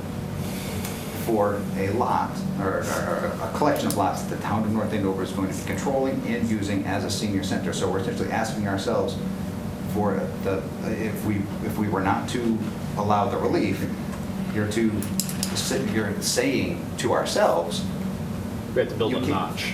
you can't have a parking space there, which is it's just not kind of in the, I don't know what the right word is, in the spirit of what the variances and the tables are demanding of us in our evaluation.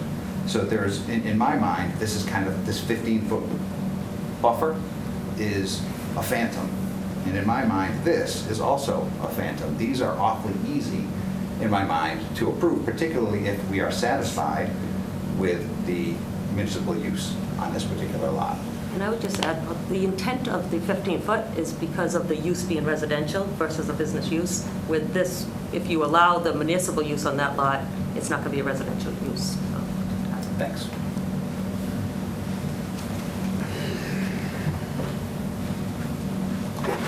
So anyway, we'll move on to commentary from the gallery. Anybody who wishes to be heard on this matter, please approach this podium, introduce yourself by name and address, and then tell us what you think. Yeah, come on up. George Festa, 51. Up to the podium, please. We need the microphone in order to record your comments, sir. George Festa, 51 Surrey Drive. The back of our property faces the Knights of Columbus. At a meeting a month ago, 6 weeks ago, with Eric, I had asked him at that time, I said, from my property line, how far out are you going to build? And he said, he corrected me, our property line now. And I asked him how far out, and he said 50 feet. Is that still, the reason I'm asking, there have been some changes in the plans, and I wanted to know if that 50 feet is still the distance? That 50 feet is still correct. Do you want to bring up the plan and where the where it is, so your house is? What did you say your address Yes. was again? 51 Surrey. Okay, Look so at it's the the one print. on the Yeah, bottom. we're right behind the Knights. So after 34 years, this will be a change of scenery.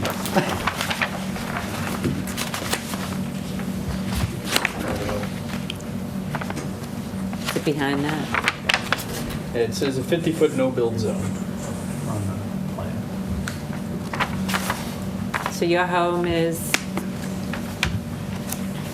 The middle one on the bottom is, so that's 59 over there. It's in the, This one, Mike? is this one here. This one? Yeah, so it says 51 Surrey Street right here. Surrey Drive. Why is it mine? See, am I on a different page? Yeah, you're on a different page. This is page C5. Yeah, page C5 has the properties on it.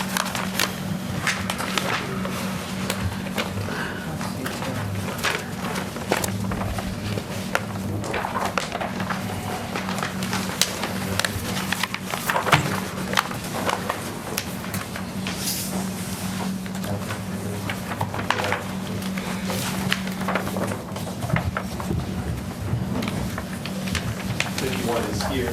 Yeah. Providing, so it's mentioned 46 feet to the buildings, 9 feet setback. Yeah, So you'll be greater than 50 feet to the main building line. fine. Thank you. Thank you. Thank you very much. Thanks, Eric. Anyone else from the gallery wish to be heard? Questions, comments, ideas, all are welcome. Name and address, please. Kevin Robinson, 68 Surrey Drive. I should have wrote it all down. I don't know where to start, but the senior center on that corner, like the gentleman said, with the people getting in and out on Surrey Drive, they're not going to be getting out on Sutton Street. They're not going to be dropping off. You have the public housing down on Fools Terrace, and you can't tell me that they're going to go Osgood and take a left at the China Blossom. They're going to cut right down our street. And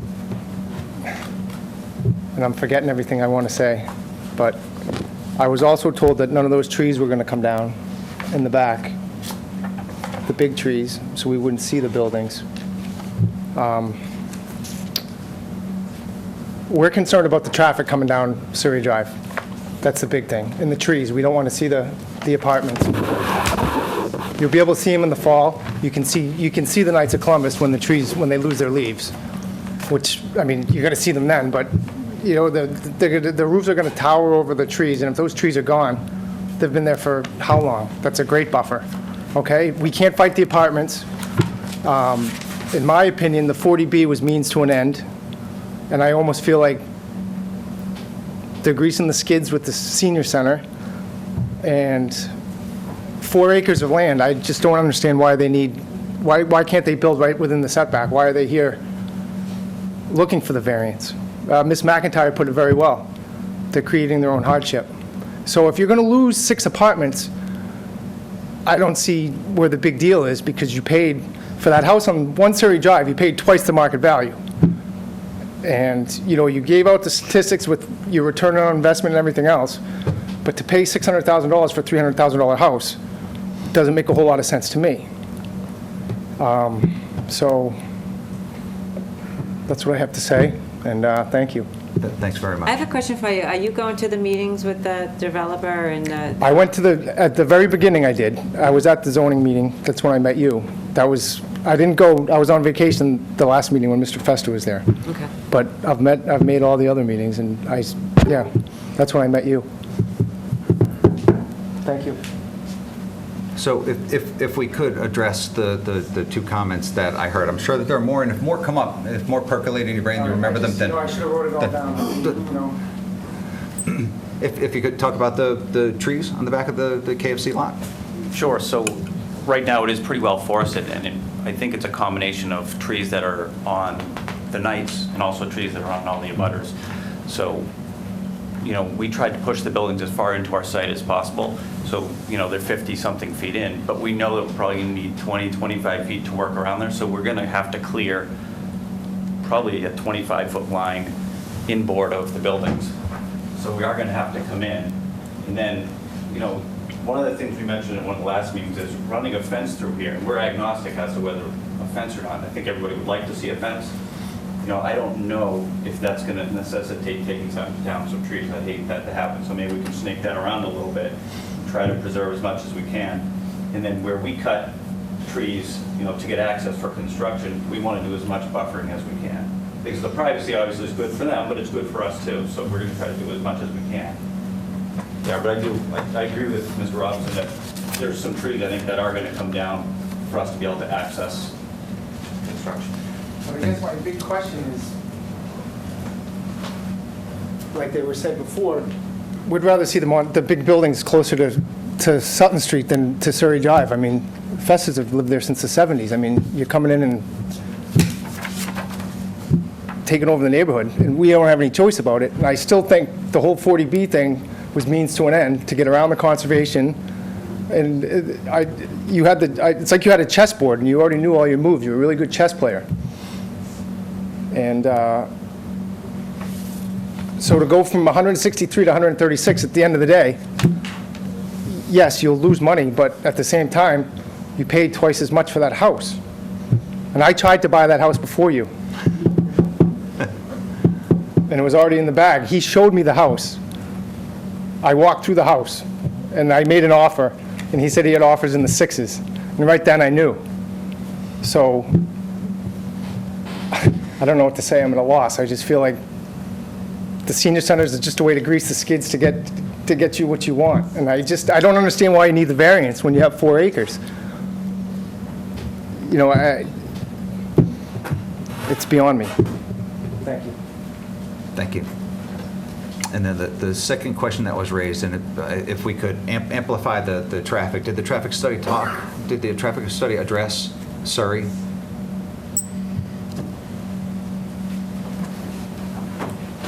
At this time, we've not done traffic counts at Surrey, but we've done counts on 125 at Osgood back to the 2 side driveways here.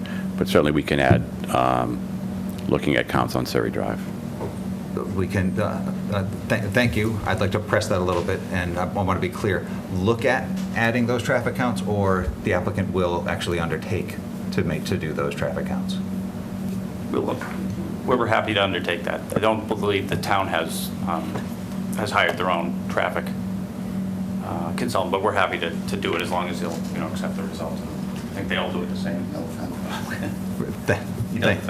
Is the planning board in process of hiring their own traffic consultant, or are they going to rely on the applicant's traffic study?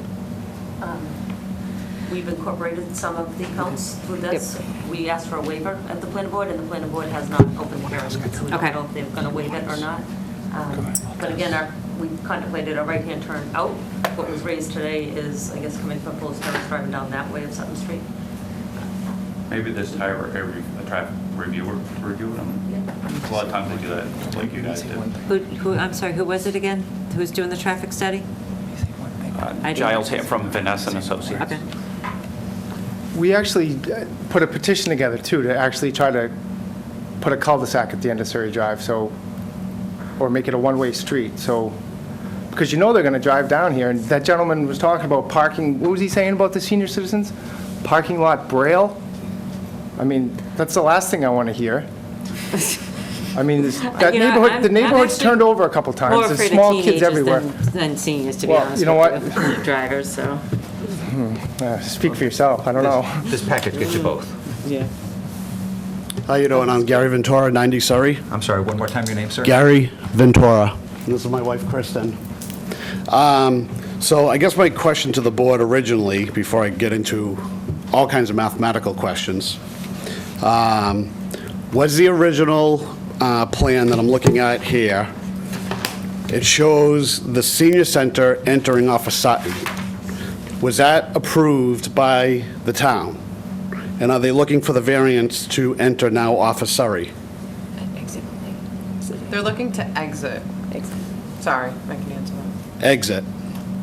Exit onto Surrey. That's my understanding. Okay, so my next question, what is the occupancy on the senior center? And what do you anticipate the average number of people being there on site? Do we know for I that don't building? have that number tonight. And then my third question, which is going to just keep going on and on with mathematical questions, is what is the distance from the exit to Sutton Street?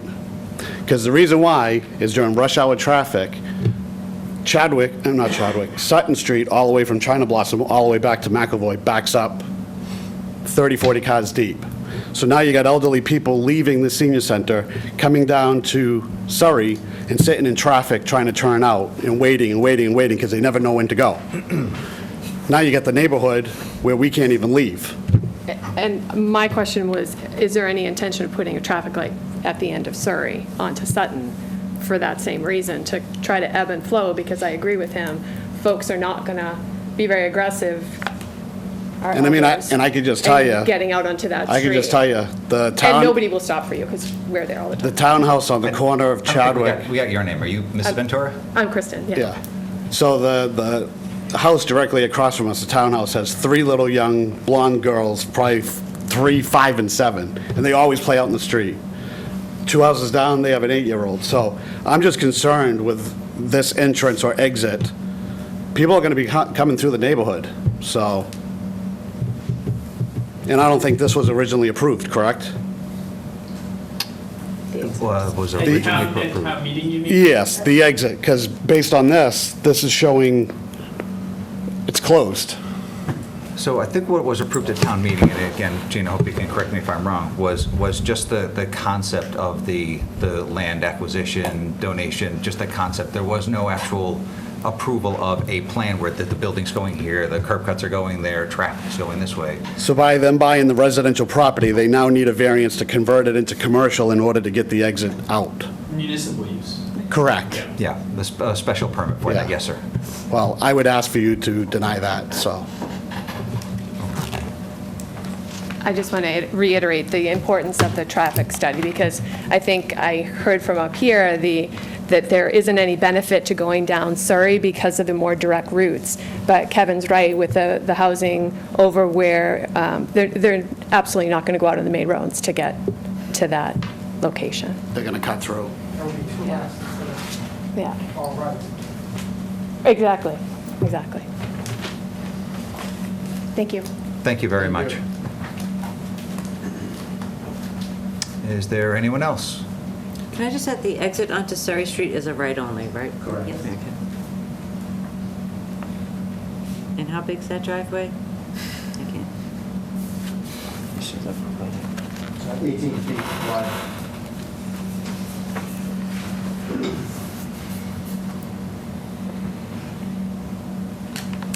All right, one more time. Anyone else in the gallery?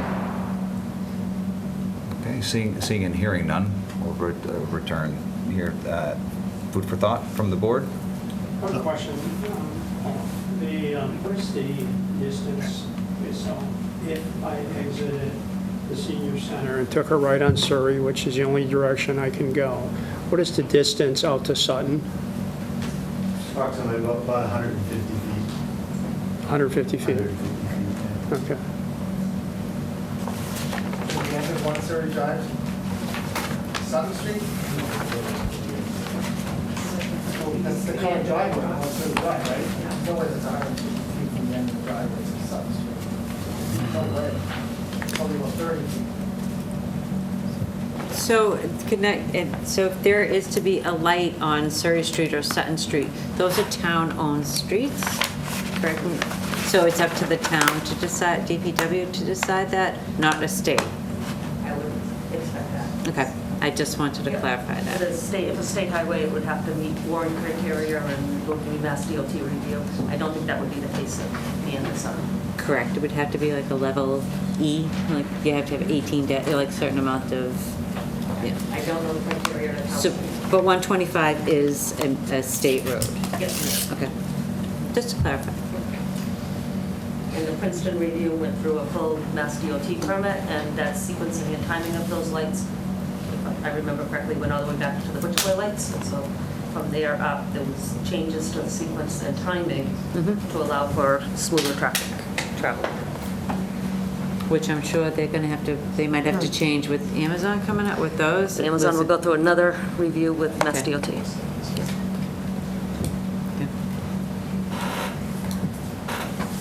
I make a motion to close the public hearing. Well, I don't know that we're ready for a I don't think we're there yet. We a have vote on traffic one. Oh, I stuff. thought we were. I'm sorry. Well, there are questions about the traffic study. We certainly haven't vetted the entirety of the residential parcel. We certainly started the residential. We've certainly taken a look at the senior center. I could be wrong. I mean, if there is a second, then let's have a second, and then we can vote on the motion. I'm just really hesitant to close it because you can't have anything else presented to close the meeting. When you close it, then there's nothing else there. No, it's not seconded. Let's keep talking.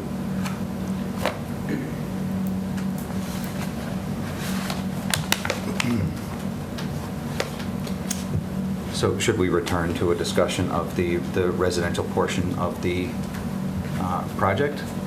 Or has the board talked that out for the time being? And we'd like to continue this, to next month to get some, perhaps some answers or conclusions based on the testimony tonight. So for me, I think a little more, and I realize that you've been with this for a couple of years. Those, however many units you call it, but that 25 feet, I mean, just to have it right on the line, there might be something else you can add, another 25 feet on one of those buildings. I understand that's a grading issue or whatever, but is there anything else that you can do to say, besides just say, no, we can't do it because it's not feasible? So my number one rule when I'm asked questions like that, I'm not going to answer them, because we're trying to engineer and design stuff on the floor of a public hearing, and it's not something you can just do on the spot. Correct. We got to take these questions back, and believe me, with this group, we're going to evaluate the heck out of them and try to figure out what we can do. We've done it. We've been through this process, but we've heard you loud and clear tonight. I also want to note that we're going to have, between this meeting and it seems we're going to a continuance, between this meeting and the next, we're going to have 2 planning board meetings. And we're going to get a chance to get some feedback from them as well on the design of the project. And who knows, maybe they have some constructive input as well that we want to factor into this equation, and it's a complicated one.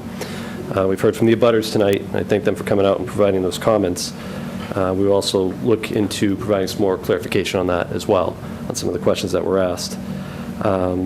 So I heard you on the setbacks. We haven't had a lot of discussion about the floor area ratio aspect of this, where, again, we were asking for that variance. We were left with a piece of land after donating the piece to the town.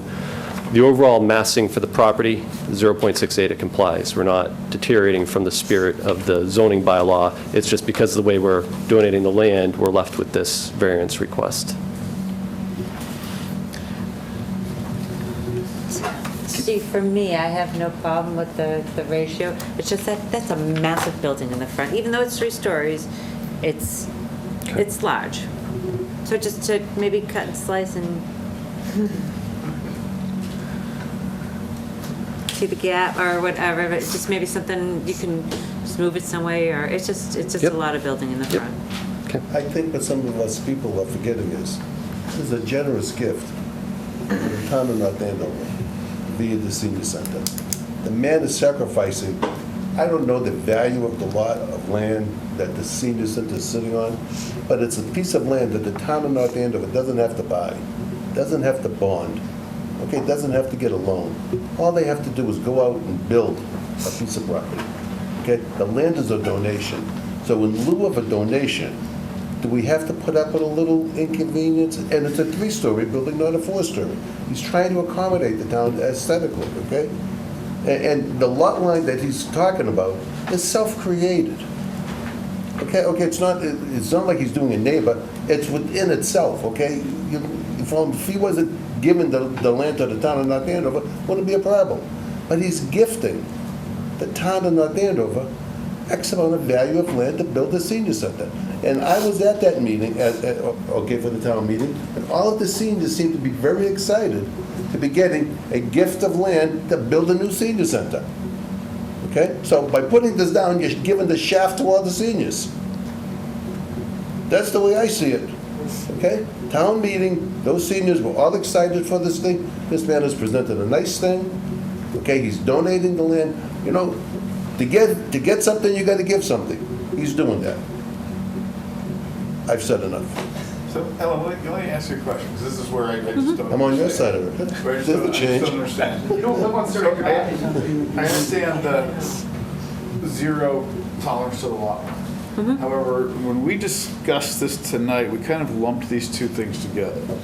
So from a project standpoint, I'm looking at it and saying, okay, well, lot lines are kind of vestigial at this point. We're really looking at an entire development. Yeah. So what I don't understand is then your issue with the lot line. And so that's what I need to understand. So for me, it's not so much on the lot line, it's the size of 220, the whole mass of a building in the front of Sutton Street, taking up that whole thing.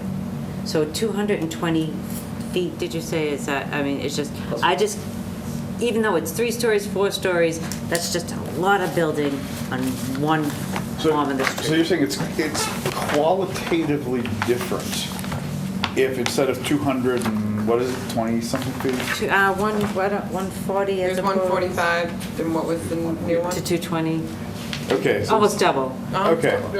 So instead of 220, what's Sorry. when does it become acceptable? Because I just can't picture. But you know, is it 200 acceptable? Is 180 acceptable? But it's more like that. I don't think to explain my feelings of that, of when it's more acceptable, so I don't think that I should put a number on it, just like you know, they don't have to go back. I just think it's a little more in the middle. So for me, it's something in the middle would work. Is it less appealing than the airport, which is across the street?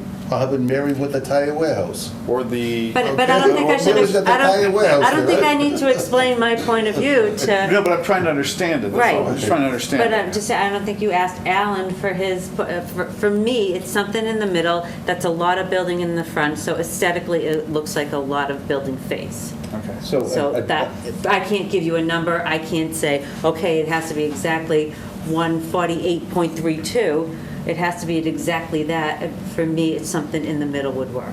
Okay. A give and take, as you will. I'll put words in your mouth, Alan. You can certainly correct me. I think it's Okay. probably just a kind of a way of answering Ron, again, me presuming to answer Ron on your behalf. But a place, I think, Ron, where it becomes acceptable is if that building is 25 feet shorter. And so therefore there's no relief required, then Ellen has nothing to comment about. Doesn't really have a spot. I mean, we wouldn't be asking for, if they're not asking for that relief, we're not having this part of the conversation. Right, and here's what I don't understand. And again, you may not be able to articulate it. As well as Paul? No, in any way. I mean, again, Right. it may be as much visceral as anything else. I'm looking at that piece of property, all right? And if there was a residential community across Sutton Street, I'd say, okay, then maybe I have an issue, but there's an airport, and then I've got a storage facility down the street. So from an aesthetics standpoint, who is there to worry about it? I drive by. Me, right? because I drive by. I drive by, but to me, it's The residents not- who live okay. there. It's the integrity of the town. Well, the residents have made that decision by becoming residents. No, that's not No, true, that's because not this true. isn't there. Yeah, And there's a difference between buying a house across the street from an airport when the airport's there versus... Which residents are you referring to? The Surrey Street residents? Surrey Street, yeah. Okay, I'm sorry, I thought you meant the Oh, residents. Sutton Street, there's a lot of residents on Sutton Street as well. I mean, there's not just an airport right there, there's not just a park, there's not just an airport, there's residents there. Okay. I also think there's a difference... Get it done. I think there's a difference too by putting flame on the fire. I mean, I agree, the airport's not the prettiest thing to look at, so why throw on a monstrous building? So what, we'll look at the monstrous building and not the airport? I don't know, I was just in observing the color picture that we were given is a very different image than the airport or the storage facility. The color picture after? But what we're talking about right now, we're talking about the residents, is something that Alan's comments were triggering for me. Triggering is so loaded now. But it was inspired. Alan's comments were inspiring that, yes, Alan, I agree with you. I couldn't agree with you more, frankly. Again? You, Eric, and I, all of a sudden, were like simpatico. The gift of the land in order to make a senior center possible, which had hundreds of people at town meeting energized for the prospect. Yes, there were questions about the location. Is it kind of far away? Is it convenient? Is it in a neighborhood? All those things came up at town meeting, and a way of reconciling that is you can't let perfect get in the way of the good. So the donation of land, if it makes a senior center possible, that we've heard tremendous enthusiasm for, acceptance of. Conceptually, it's a great idea and a wonderful gift to the town from a developer who is not necessarily entirely philanthropic. Yes, he can do well and do good at the same time with this kind of project. The responsibility of the board is not just to weigh the entirety of the North Andover community. It's not to weigh the 30 square miles and the 30,000 people, but it's also to weigh the interests of the 22 people or 22 homes or the 50 people that are living on Surrey Street or that are living within a baseball's throw of the drivers by Braille coming to the senior center or the teenagers that are bats out of hell coming out of the apartment complex. So we have a responsibility to weigh the gift to the town, which is a benefit, with the various costs that come along with a development like this. The other thing that I'll just sort of toss in with that is our choice to some extent is not whether or not there's 136 apartments. That we don't get to say, we deny these variances and then basically assume that means that these buildings don't get built. If what happens is we don't get the senior center, and then they find another way to make the same number of apartments or more.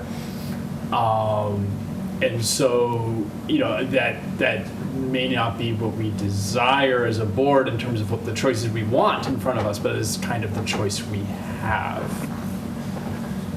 But correct me if I'm wrong, those apartments, that senior center is going in, they have to go in together. No. No. Yeah. No. So if we, I thought the town agreed on this at town meeting. They have not accepted it yet. If a senior center, if we give you this, we'll get that. they were separate articles, if I recall, and we approved both sets of articles.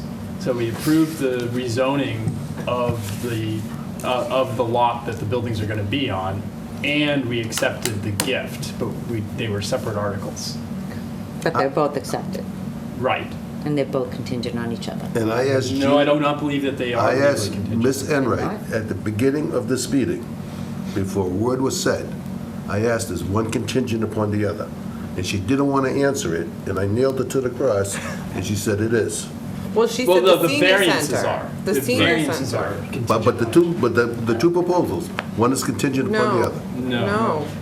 That's the way I understand this meeting. We don't donate the land unless we have a project that can. Yeah, afford so to it's donate contingent the upon land. it. Right, but So it's contingent, you can use whatever Mr. word you want to Liss's use. point- Okay, without the approval, the land don't go. No. To Mr. Liss's point, the zoning has been accepted and is in place. So the zoning is actually changed from GB Right. to B2.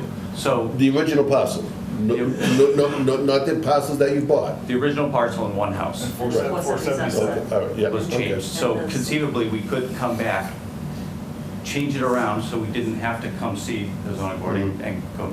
We don't want to do that. We actually think the senior center is a great That wouldn't benefit leave a to good us. taste in the town's mouth, Eric. Of course. And That would leave an awful taste in the town's mouth. Our okay? office has After been the here for town, 35 after you said you were years. gonna give the town the zoning for the senior center, and now you're gonna come back and shaft the town? No. Okay, you were just about, don't do any more business in the town, Eric. Right. But No, Alan- Okay, because that's what We you wouldn't do. want to do that. You know that. Well, you know you can't do that. Okay, you don't want to do it, you know you can't do that. Alan, do you not think that this is almost misrepresenting to, and I understand its concept, but I again go to, if you came back to me with this, but you added on the senior center part because separate the parking, whatever, I probably would shut my mouth and be home in bed by now.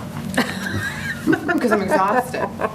But this is very different than that. And I understand your argument of this is more enclosed, this spaces it out, it looks aesthetically. That makes this project look huge compared to this. If I voted on this and then I saw that going in, because I'm not sure how many people are paying attention to this project because everybody didn't, I don't think, grasp the concept of this is just a concept. Yep. I wasn't at this town meeting, but I cannot imagine that people looked at this and said, oh, that's just kind of an idea, but not really. So how many people are truly paying attention to this meeting tonight, aside from the fact they're at planning, to see this when this is what they thought they were getting in their front door? That's what bothers me about this project. I've got to say, I've seen enough of these built and for other people that have too. I guarantee you, if we built that and you drove by, you'd say, that's a monstrosity. That's an aberration. It's 4 stories. It's a huge one. It looks like half of the front of a Walmart. And if we built that with the massing and the way it's broken up 3 stories, you'll be much happier. We had the same argument when we were doing Berry Farms. There were some ideas to put all the parking lots in front and all the buildings in the back. And they said, it's going to look like a Walmart parking lot. You want the buildings on the street, hiding the parking, hiding the cars. This is kind of, planning 101, whether you go to planning school at Harvard or somewhere else. That's what you want. You want to build a beautiful streetscape with a rock wall that runs along in front of our building, continues along in front of the senior center. Set the streetscape. As people come in down Sutton Street, it's going to be a brand new arrival instead of just looking at all the stuff across the street that we have no control over because it's the airport. Now we can do something beautiful and something that's right for the town. If we built that, none of us would be proud But of this it. is like a bait and switch. And I don't. I don't think that's fair. I guess I'd sit here and say this, because my problem is I'm not sure how many people understand concept, not blueprints. And I guess I'd sit here and say, if the town votes on this, and this is what they see, and then they drive by it and they're full because it looks like a Walmart parking lot, I'd sit here and say you voted on it. But I think that's different than them voting on this and driving by that and going, wait a minute, that's not what I voted on, and then being told that was just a concept.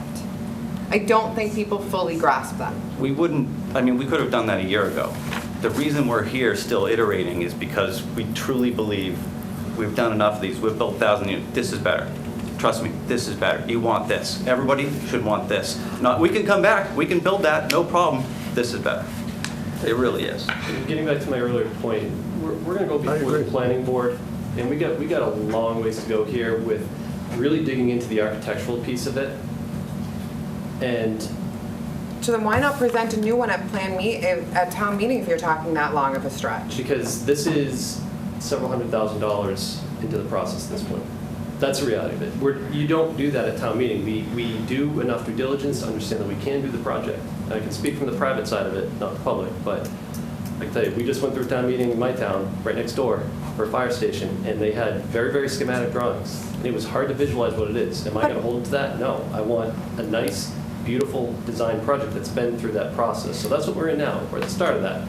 You guys got the good fortune of being the first board that we're coming before. But I'm not asking for a business to spend $100,000 to do this, to present this at town meeting, for them to be told no. I understand. I get business. That's ridiculous. But I can't get over this. It's hard for, I hear you. I'm sorry. I hear you, and I'm just not identifying. That doesn't resonate for me because the project is bigger now, it's different now, someone could characterize it as better now, and that has happened since town meeting. The senior center has increased in size. The parking fields have changed considerably, some would say improved.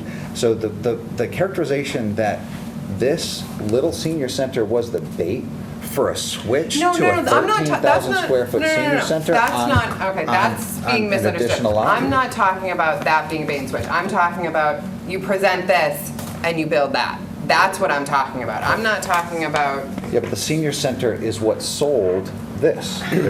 through the chair. But I guess I question, would the senior center have sold that? No.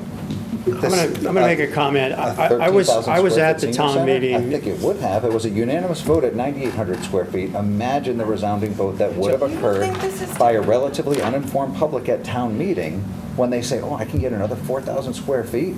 Sign me up twice. And can I make a comment on that one? Because I was at the town meeting, and obviously everyone has their own perspective. But I'm just going to speak from an attendee to the town meeting, and I absolutely was in favor of the creation of the new senior center, the unique opportunity that the town had. And if you asked me to lay out the difference between the two plans, I didn't vote on the visual, and there was probably, I'm going to say, not more than about 300 people at that town meeting out of a 30,000 population. What I voted for was the creation of the senior center and the fact that there was limited places. This was a great opportunity where this could be built. So it wasn't about the design of how it was laid out. It was about the concept. And so my feelings are concept, not specifically how was it laid out. I just wanted to share what this looks like to me. So then you wouldn't care if these three buildings were pitch black? I mean, that doesn't matter to you. And if the senior center was pitch black, the look of this does not matter. It's the concept. I love the concept. So when you say black, I buy into an upgrade. I'm buying the concept that I believe that the whole concept laid out is much more aesthetically pleasing than what it was originally. That's how it appeals to me. So I would answer that differently. Had you posed that question to me, would I buy into black? No, because that's not what we were buying at town meeting. We were buying at town meeting the concept of this residential development, the senior center, and it was going to be going through the land use boards of the town, who were going to be opining on the black and the type of windows and the roof and the minutia of the planning board. We're just scratching the surface. This board scratches the surface as far as the design and aesthetics go. Imagine what this project is going to go through with the planning board over the next 2 weeks, probably 4. And I don't think that's a bad thing. Of course not. And But that's what we were buying into at town I'm meeting. not trying to sound unappreciative. Yes, it's great that you guys are going to do this for the town, but I don't think that means you don't look at everything else. I mean, that's why we're looking at 2 different things. And that's what we heard from the applicant, that they're taking tonight's feedback. They're going to be going back and pouring through it. It's going to be incorporated with feedback from the planning board. We're going to see something that is likely going to have some differences in August or September, It depending on doesn't when. sound like there's much room for that, but I guess we will see. 6 apartments over. 6 Possibly. apartments. I will rewatch the town meeting. I'm not even sure that that plan was shown at town meeting. It certainly wasn't a planning board, but the concept of the mixed use and the amount of land and that plan that we showed earlier was all shown. And like I said, I'm getting kicked in the head for being on vacation during this town meeting. I Not that my vote would went back and matter. watched it to see if that was even shown, because it was to planning and everybody that attended planning board, so this might be irrelevant, but I'm not so sure at town meeting that was displayed, but I will confirm it. We respectfully request the ability to come back to the next meeting and try to convince yourself and the other board members that this, we'll try to succinctly come up with the reasons why we feel this is better. We may not be able to convince everybody, but at least would like to take the opportunity to, You can have all the time in the world. Just a footnote too, that I do think the abutters, I'm respectful of the traffic. I think that's a very good one to understand that. And then the forestry element of it too, because I mean, there is a lot of forestry there today. And so I think that those are important factors that need to be taken into consideration. Yeah, there's a lot of it, and it sounds like half of it is going to be lost on that, southern border, because they're going to need to cut down some trees in order to have that, that 25-foot access area for construction purposes. So that's hard. I mean, we may not have landscaping plans, but I assume that there are some in there, and there will be replantings. I think there's some in this packet. Replantings, but we're not going to be putting up, 60-foot pines. We're going to be putting up, 6-foot arborvitaes and hope that they grow over, the next 30 years. So there's just something to be said for looking at that, and I'm certain that the applicant has done that and will continue to address it. So with that, we've had a second chance. The applicant has a second chance. I'd love to give the gallery last chance to get some words in, perhaps some, without repeating what was said earlier, because I was watching the applicant take notes.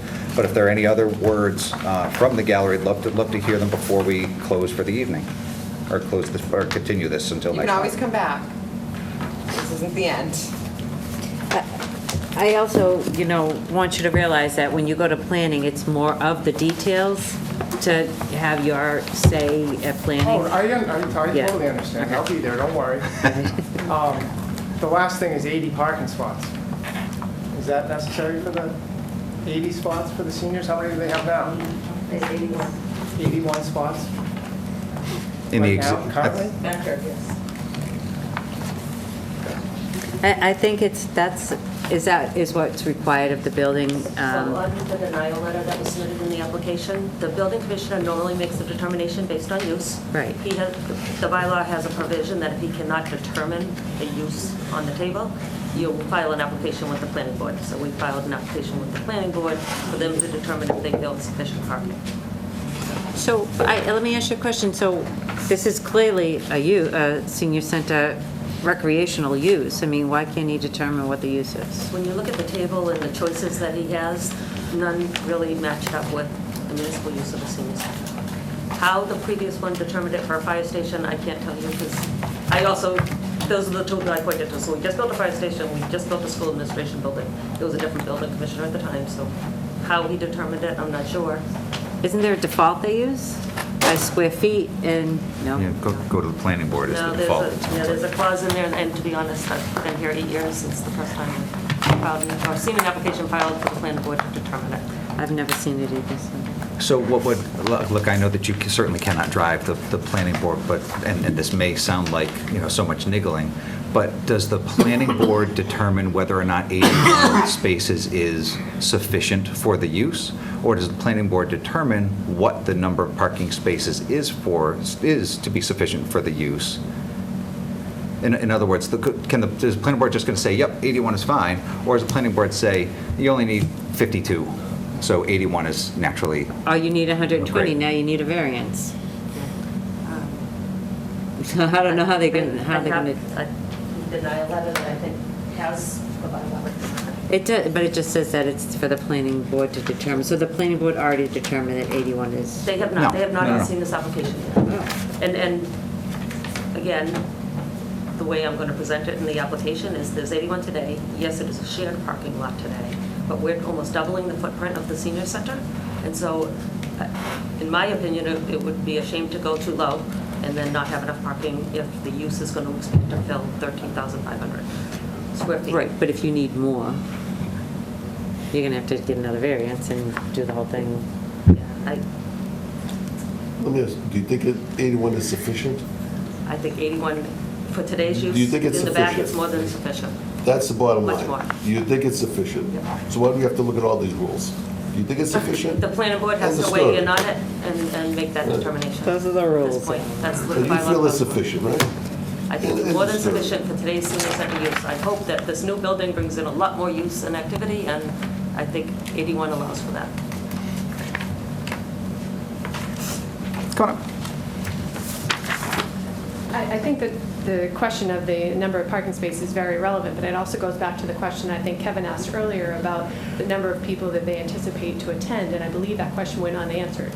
And I'm a little bit surprised that, given the current senior center, and I understand you'd like to increase the amount of attendance by having the larger facility, but it surprises me that you don't have a, here's what our attendance is now, here's the number of staff it takes to be able to, reasonably anticipate growth based on the larger space and therefore the number of parking spaces that you would need to accommodate those people. And the only other thing I wanted to say is, Ellen, I completely respect your opinion about aesthetics and whatnot, but I would encourage you to consider the traffic flow as much as important as the aesthetics, because I don't know where you live. I know I'll drive by it very frequently. I'm much less concerned about that as the safety of the traffic and the neighborhood. That's all. It's just that there's only certain things as a zoning board that we have control over, and yes, where traffic is one of them, but they're not asking relief, and it's not for our board to determine. It's more the planning board site review that they do the traffic. Okay, great, thank you. And I have a note, I would get use by hour, I would think, by day of week, in terms of what activity is happening today. Thank you. All right, well, if there are no final thoughts, then we will continue this to, when's our next meeting?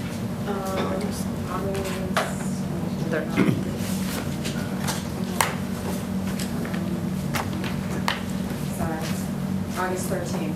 Actually, I won't do anything. Is there a motion to continue to August 13th? I make a motion to continue the meeting to August 13th. I'll second. Motion made and seconded. All in favor? Aye. Opposed?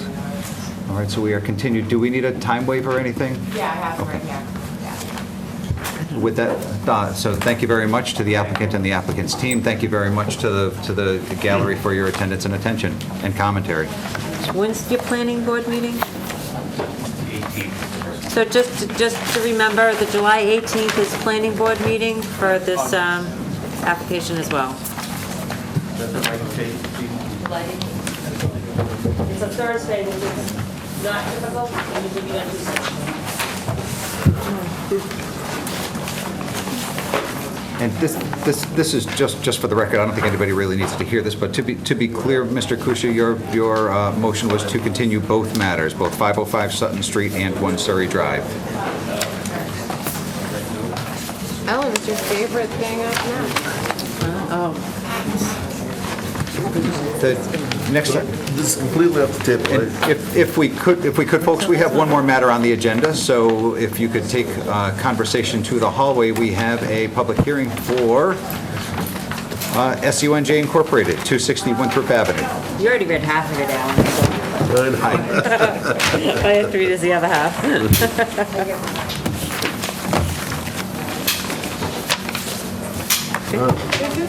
You all set?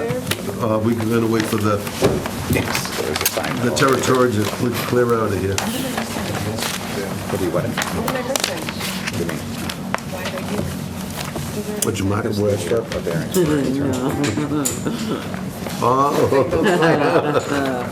Interior. Go. We all set?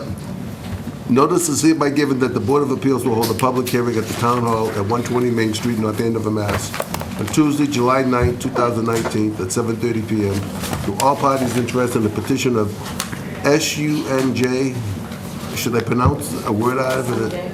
Sanjay Incorporated for property at 260 Winthrop Avenue, map 26, parcel 7, North Andover, Mass. 01845, in the B3 zoning district.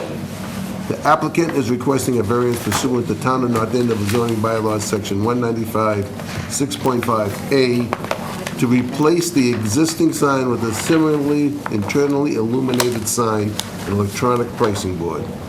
A variance is requested under section 195-6.5A, prohibitions of the bylaws.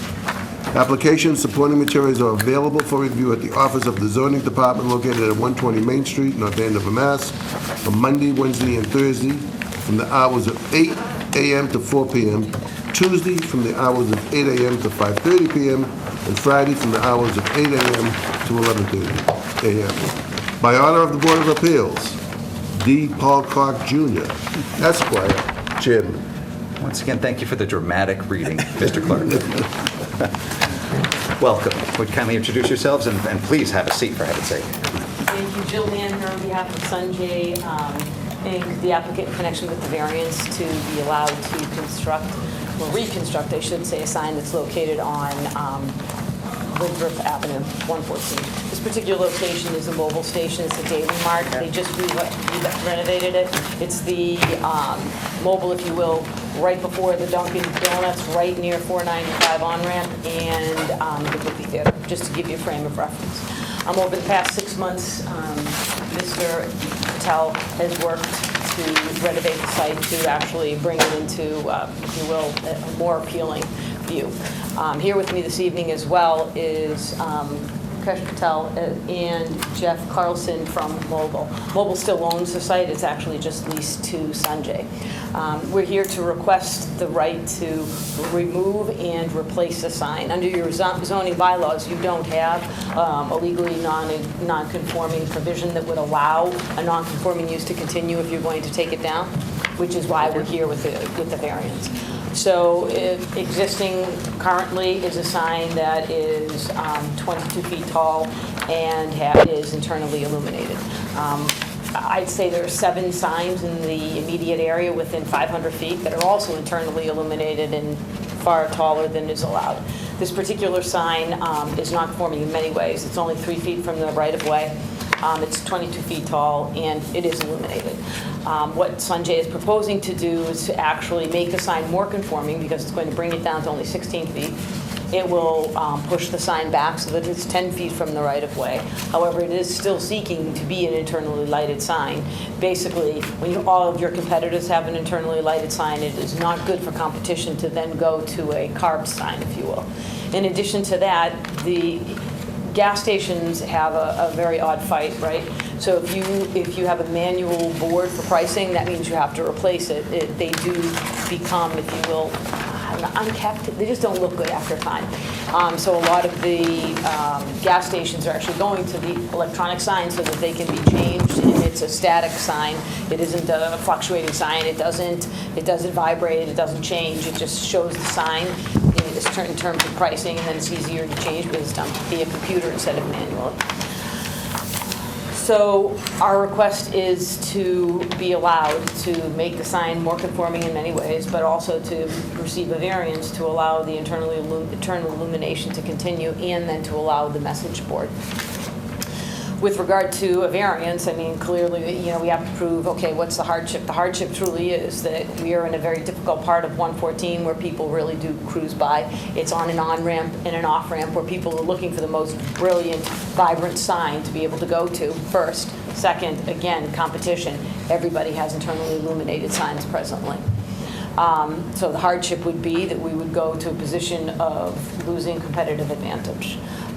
In addition to that, it is oddly placed. It's right on the on-ramp to 495. There are not similarly situated properties to this. This is not a hometown feel in this particular part of 114. It's actually very active, it's very industrial in this particular part. So we would say that differentiates it from most B3 districts and most B3 uses. So it is possible to attenuate for that hardship by simply granting a variance and to allow the use to continue, i.e. internally illuminated sign. And it doesn't actually deter from what the purposes are of your sign bylaw, because the sign bylaw, or the purpose of the entire sign provision, is to actually provide effective communication, which this will do. It will do so better than a manual pricing sign. And it is to keep the public informed and to make sure that things are done in an aesthetic fashion. I mean, I guess a lot of people would say that the wood carved sign or something where it's externally illuminated is preferred. However, again, with regard to the pricing, it really isn't, because those fall into, they have issues. You know, during snowstorms and anything else, they have issues because of manual.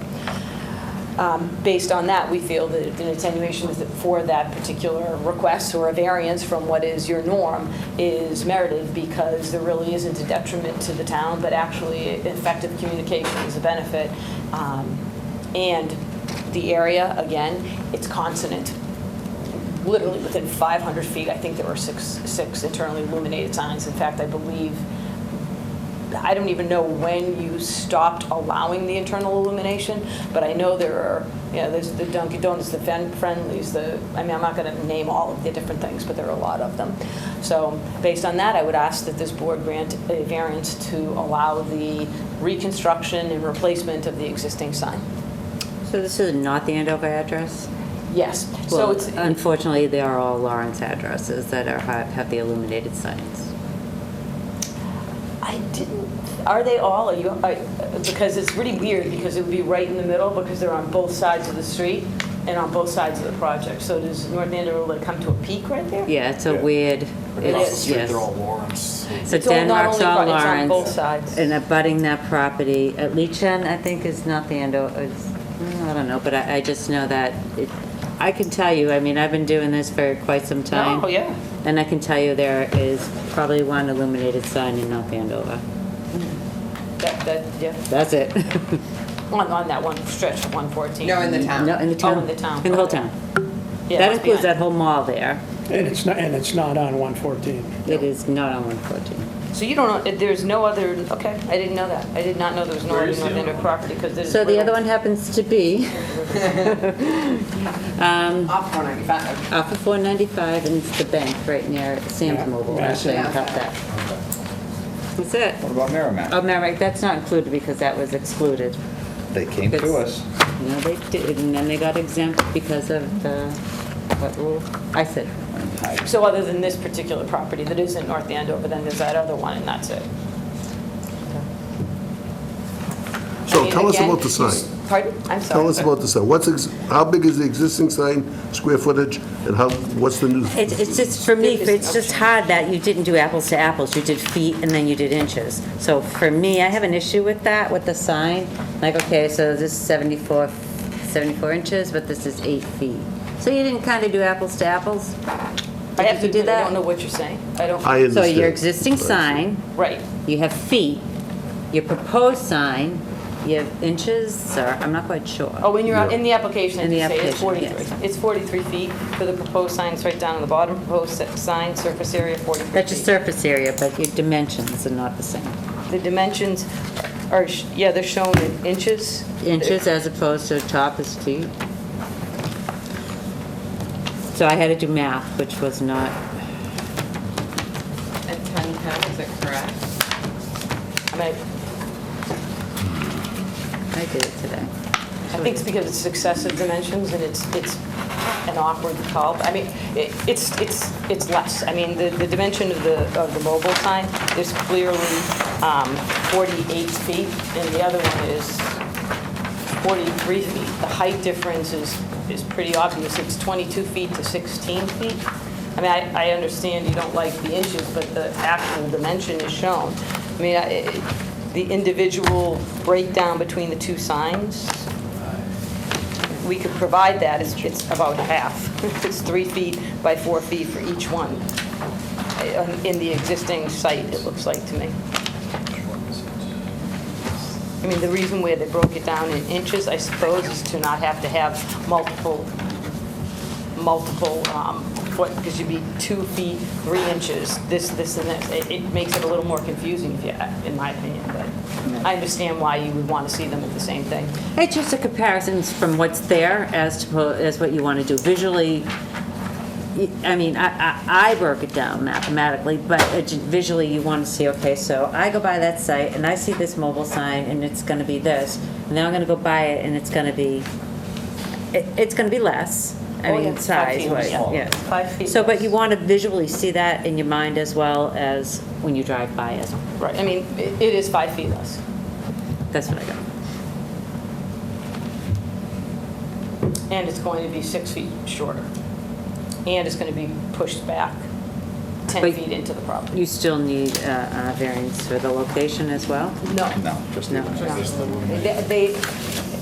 He mentioned that the location has to be that because the existing sign is only 3 feet from the front. But when we actually got the site plan, honestly, the sign person originally put it 3 feet. Now, you can put it 10 feet, there's no reason why you shouldn't, and they moved it back 10 feet. They have to lose a parking space, but there's so many parking spaces on this particular property, it wasn't, material to their decision to move it back to be compliant.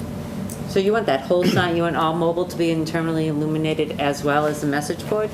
Yes, currently the entire message board is internally illuminated. Again, 2 signs in all of town and nothing. All that whole North Andover Mall, we made put in externally illuminated. Kohl's came in externally, Market Basket externally. I get it, but this is like, this bylaw should have been to our town meeting several times, which they haven't done. So, I get that and I agree, but in fairness, it is kind of a cluster of gas stations. I mean, I get that it's Lawrence and I get that it's North Andover, but trust me, the only ones that know the difference are us. but we have to. No, I know that. I mean, here's my thing though. In all honesty, which one do you think looks aesthetically better? You really like the top one? I actually like the fact that the new one is smaller. It might be lit, but That's what it's going to be anyways. I mean, whether it's internally or external. Well, so it's not a matter of, I mean, I have no problem with the message board being internal, with that changing, because it's digital, and who the heck wants to go up and change them? But the mobile portion, how big is just, what is it, 40? Ellen, do that math for me. oh, I can't even see it. You want me to do the math and stuff? It's almost 5 square feet less. Yeah. I mean, that's a chunk. That's a chunk of less. It's more than 10%. But you know what it is? It's that flimsy Plastic. But that's plasticky. gas station. Yeah. Sorry. Unfortunately, that's not, That's gas station. doesn't have to be. But it is. Is the prime internally illuminated as Yes. Jacobs? Yes, the prime is, because I go. It is. And it's grandfathered. But hold on. That's what I mean. But that also is not surrounded by a cluster of gas stations and a cluster of anything else. So, I mean, that's not apples to apples, because there's nothing else Well, there. you just said it's gas stations, so that's all I was responding to. You clumped them all into gas stations. Okay, You so did I a clump. bite my tongue, I will pull my foot back out and say, it is a gas station in a cluster of gas Yeah. stations. I mean, yeah, the A prime sign is, again, no offense, it's nicer. But it also doesn't have a massive slew of competition. Right. I mean, look, right next to the Mobile, you have the Wave across the street, you have the Sunoco diagonal from that, and then you have another Golf. golf. Huge Then you have golf. another no-name right on the other side of the So bridge. here's the thing, I'm driving towards Lawrence, I'm going to Mobile. I'm driving towards North Andover, I'm going to Gulf. But hold on. I'm not crossing, I'm not crossing No offense, 114. I won't go to Mobile. No offense. Hope you change your mind. She goes to Prime. We've established that she goes to Prime. She goes to Yes, Sunrise I'm on sorry, 114. I'm sorry. But besides, I mean, I'm not I crossing will run on 114. E. I will run on E. I will, To get killed? yeah, I will run on E to make it down to my A prime. I mean, there's No. a tremendous amount to be said for branding, which is why people do the signs. So there are people who literally will go off the highway looking For Mobile. for a mobile Yeah. sign. Listen, And then you have my- two different people. I'm my- convenience, she's sign. I mean, she's. My fiance has an Audi. He doesn't put anything but the high premium 93 pay an arm and a Oh leg my and our God. firstborn. So he's a mobile person. I'm an A prime. I have a Toyota 4Runner. Very different spectrums. But, so I think you can't compare that. You can't throw that gas station in. So a couple of comments. I agree with you about if I'm driving down 495 and I see 4 lit gas signs and mystery sign that's not lit, that's not good. I want Are to. they open? It's not that it's unlit, it's just externally Yeah, illuminated. and okay, so all. that's my So other it's still comment. lit. I drive by that sign all the time. I think for a long time, gas was $3 a gallon because nobody could get up there and change the numbers on that sign. But more importantly than just how I feel about the way it looks, when we talked about what's that one down? A prime? A prime. Yeah, A prime. So one of the arguments for A prime was it's competitive. We have to make it competitive with what's down the street in Middleton. So we had Cumberland Farms down there. How are they going to compete with Cumberland Farms and the one you always go get your coffee at? I forget the name of it. The Dunkin' Donuts convenience. Your convenience store. Right? There you go. And we looked at it from the standpoint of saying, as North Andover, we have to at least help our businesses be competitive with what's around them. And I look at this the same way. It may be Lawrence across the street and North Andover on this side of the street, but it's all one cluster of gas stations and they've got to compete with it. I don't see this as being an aberration to a lit sign there. And can I say something? It's pre-existing. Grandfathered in. Not when he rips No, it it down, it's isn't. not. Okay, It's not but if we deny it, he just leaves the old decrepit It's sign up.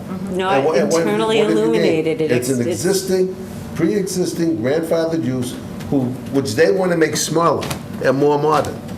They want to improve the situation instead of keeping something old. But it's not pre-existing because it's externally illuminated. That's not an internally illuminated sign. What's there now? Yes. It's internally. It's internally? Yeah, Oh. yeah, it's internally. It's lit? Yeah, Yeah. it just probably hasn't been for a while. No offense. I'm I thought that was sorry. external. It's all right. Yeah. I'm pretty sure with the new sign, It's you an would come in. existing Double-edged sword. grandfathered use. It is. Okay, and they want to make an existing a better This is our application. head. I'm sorry. A better I application. can't jump on. I didn't say no. And once we move it in, it will be more safer for the traffic as well. Listen, I just told you the way I felt. And he's giving up a parking space. So I mean, this has been hard for me. When I saw the application come in, I saw they want an internally illuminated sign. I was just like, that's easy. That's an easy no. We don't have other ones. We're not trying to promote other ones. We're certainly not trying to set another anchor of an internally illuminated sign in North Andover so that people can say, oh, you let those guys down there. I don't want to do that. But when your application goes on to suggest that you're going to eliminate other nonconformities, that's something that absolutely appeals to me. So again, there's the element of compromise, and like I said in the earlier hearing, not to let the perfect get in the way of the good. And for me, if you're shrinking the sign and you're increasing the setback so that we have 2 conformities, and now we only have 1 nonconformity. We used to have 3. That is by the numbers, that's a dramatic improvement in things. Nonetheless, it's really hard from here. The struggle that I have is to allow another internally illuminated sign when maybe I'm not educated enough, but much of the rest of North Andover has found its way to externally illuminating something like this. The message board has the day glow, it's the same things, but they're the day glow guys, and they're just, there's an external, light that makes it shine for the consumer to see the gas prices. So I guess I press, why can't this be externally illuminated? I appreciate there's an additional cost. I'm probably going to need to be convinced that the additional cost is, qualifies as prohibitive in order to get to the hardship kind of thing. So maybe I'm kind of throwing the question at you is, I appreciate the application. I appreciate the improvements in the store itself, the business in North Andover. I appreciate the improvements in the conformities of the new design. I'm just asking, make it easier for me to understand the actual hardship here. So when we're talking about a cost, I'm not asking you to give away business secrets. I'm not asking you to give me the dollars and cents, but give me a sense of the scale of the difference between an externally illuminated sign's cost and the internally illuminated sign's cost. Because I think that's where I was hearing the hardship is coming from. Not the financial cost? Please have a seat. I'm sorry. I'm used to doing that, okay. I appreciate that as well, and have a seat. So relative to the actual economic, financial payment out, I don't know what the difference actually is. It's more of the branding and of the notice. So when you drive by an externally illuminated sign, truly surrounded by a field of internally illuminated signs, you do not notice that externally illuminated sign. They're beautiful. My office building, I put up an externally illuminated sign, but I also am not surrounded by a field of internally illuminated signs.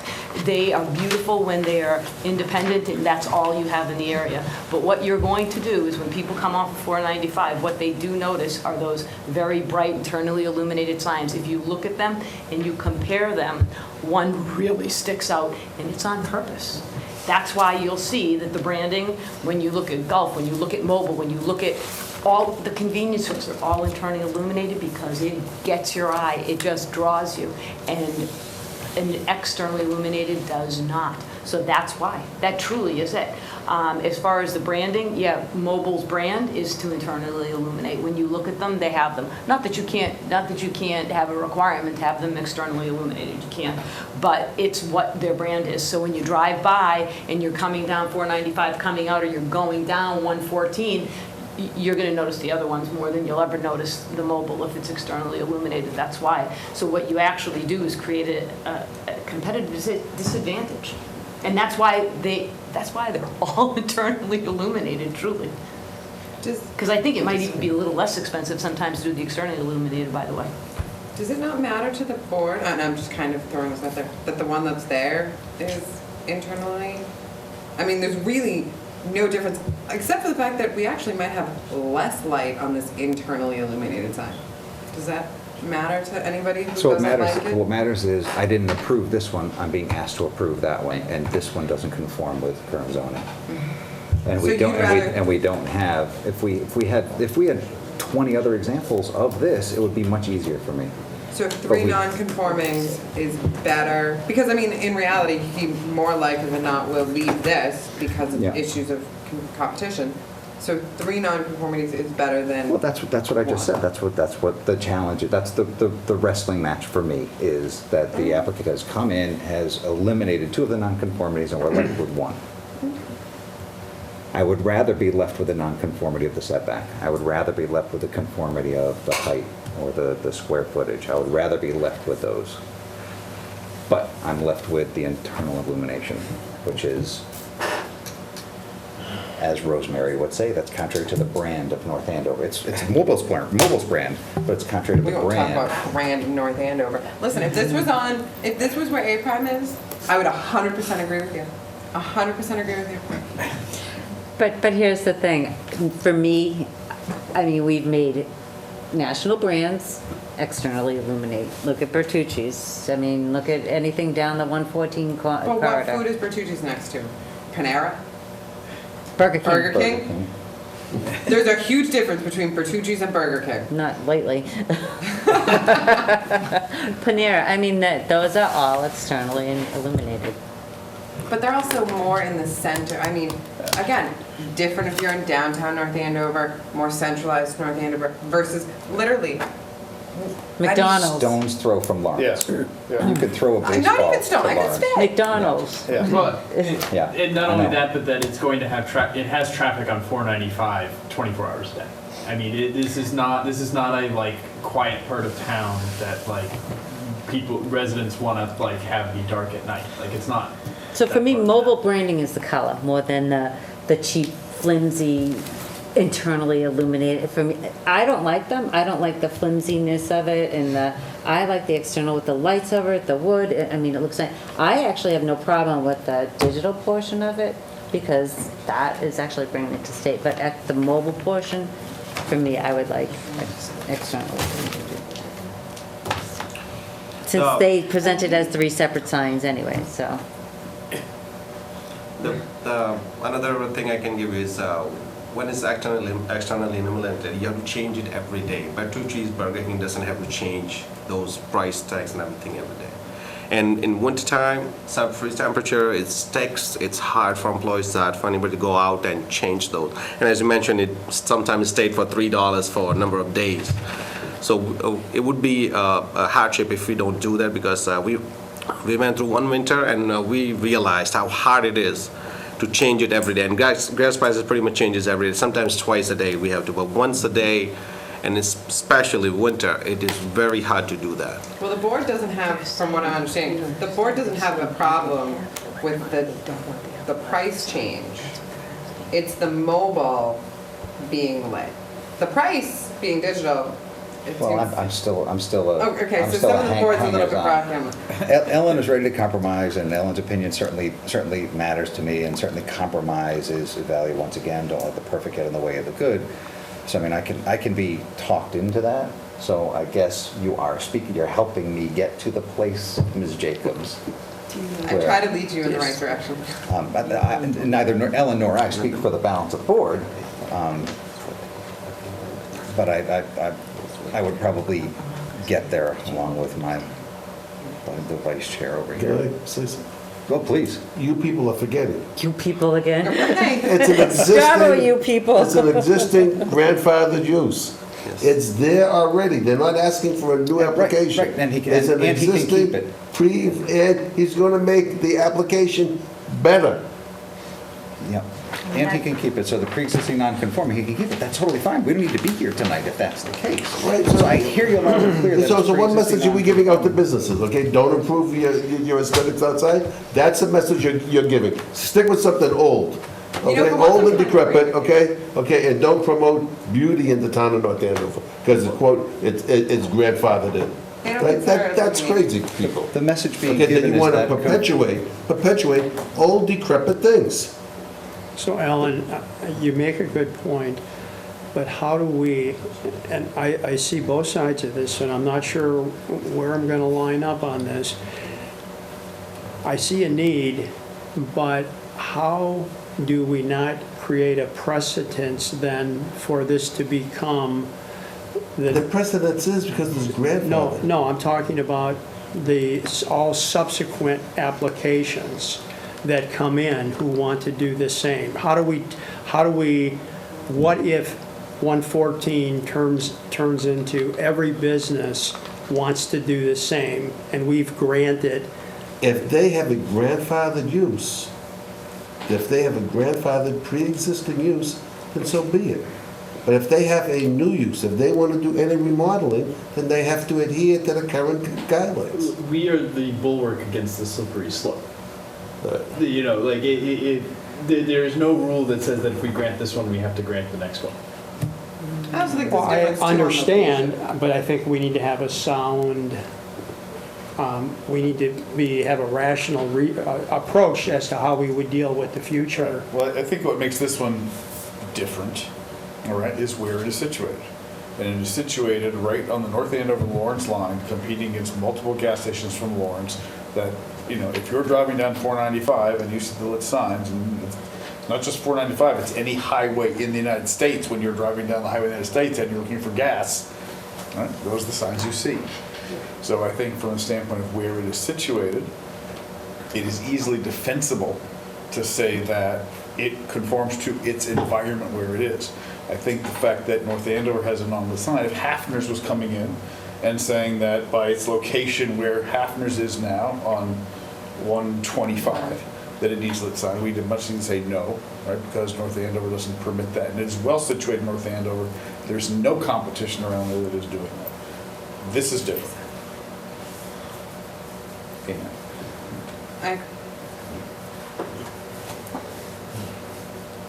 I'm done. I mean, other than to say the only other sign is also right on the border of Lawrence. So it's not like. Aren't we helping a North Andover business compete with other communities? We are. More money for North Andover. So wouldn't you want to promote the North Andover business, okay? You're helping a North Andover business compete with all those horrible businesses in Lawrence. Okay? So you're trying to give him an edge so he can pay his taxes and beautify the town of North Andover. All right? And you have seen the renovation we have done in the location, I'm pretty sure. Actually, I haven't, because I don't go to that gas station because it always says $3.08. Oh. How do they sell any gas there? Another reason for us to do that sign so you can see it. So for me, I'm comfortable with the electronic board, but the mobile portion externally illuminated. That's my compromise. Do you mind if I say something? What, please, anybody from the gallery, come on up, help us out. I appreciate the board's time. I just wanted to say a couple things. Introduce yourself, please, for the My name record. is Jeff Carlson. I represent Global on behalf of Mobile and the Sanjay business. Couple things that I heard. The whole station as a whole, I'm sure everybody drove past it for the last 25 years and have seen kind of the dereliction, I guess, of the station itself. We put a lot of time, energy, and effort, as to your points, and I appreciate that, into improving the site, improving the station, making sure that it looks, as to Council's point, looks like any other mobile location. We do have plans in place to improve the pumps, improve the canopy. The sign itself, yes, it's internally illuminated now. That's just brand standards. They want to make it obviously the same as any other station. The other thing I would point out also is that there's a 100-foot sign at the back of the site that nobody has brought up that's also internally illuminated to my knowledge, and that's the one that you can see from 495. We don't have jurisdiction over that. Sure, no, understood. I think that's where it just becomes entirely irrelevant to me. Yep. Because that's not in my town. And the thing, and the point that I want to get across to make sure that to your point about, how do you prevent other people from subsequently coming in and saying, okay, well, this is I want to have one too. It's really 2 points, the unique location and the type of business that it really can boil down to. The fact that it's literally on the border. I think the borderline is in the middle of the road. Across the road's Lawrence, as you had already said, and the fact that it is a gas station, it is the fact that we have to follow those types of brand standards. And we're making some consolidation, so we're moving it back, as you said, and we're dropping the height a little bit on it, so it's less restrictive, I guess, to the people coming down the road, and it's also easier to see. But with the gas business, it's really all about competition. It's about competitiveness. It's pennies on the gallon. They don't make a lot of money on the actual gas itself. The money is coming from the C-store part of it. So pulling people into the site is a big part of making sure that the business thrives. So I appreciate your time. Thank you. So you're from Mobile? I am actually from Global. Global, about 15 years ago, Mobile sold all of the retail sites. Global is one of the companies that's kind of like a middleman that gobbled up most of the sites in the Northeast, and they either lease them back to site operators, or they operate it themselves, or there's a commission agreement, such as a franchisee agreement, that most of the sites also have. So it's Mobile Exxon as well? Is Global just Mobile? Global owns the site. We operate it as a mobile site. So Mobile no longer owns their Correct. own. So we're running it as the Mobile branding, basically, is what it is, as a franchise agreement. Global owns a site, and he operates it through us as a franchisee, basically, is what it is, so. So because you have a standard within the whole United States, that doesn't mean that you don't conform to other towns? Or are you just, this is our standard and then that's it? Or? No, this is the brand standards as far as the new signs that you're seeing on the paper with the, the LEDs and the internally illuminated signs. I'm not aware of necessarily, off the top of my head, anywhere else that has a externally illuminated sign. Again, I could be completely wrong, but that's where they're pushing it towards, the LEDs with the fresher look of the signs. A lot of the newer mobiles, if you go by, has the wrap around the canopy and just a better look overall. So those older signs are coming down, and we're trying to freshen up the look and really pull people in. So that's kind of the reasoning behind that. So you also, I'm sorry, you cited safety with this one, that you had to go up, but this is internally illuminated, so. Yes. There's, I mean. As far, when I said safety, about the physical location of the sign, it's Right. actually being pulled back. So if you look at it right now, the sidewalk, if you want to call it that in the front, there's just no room at all right there, especially when there's a snowstorm, especially if you're coming around the curve, coming out of the market basket. So it's going to allow a lot more room kind of around for snow clearance and cars as well. So obviously, if it's relocated, so.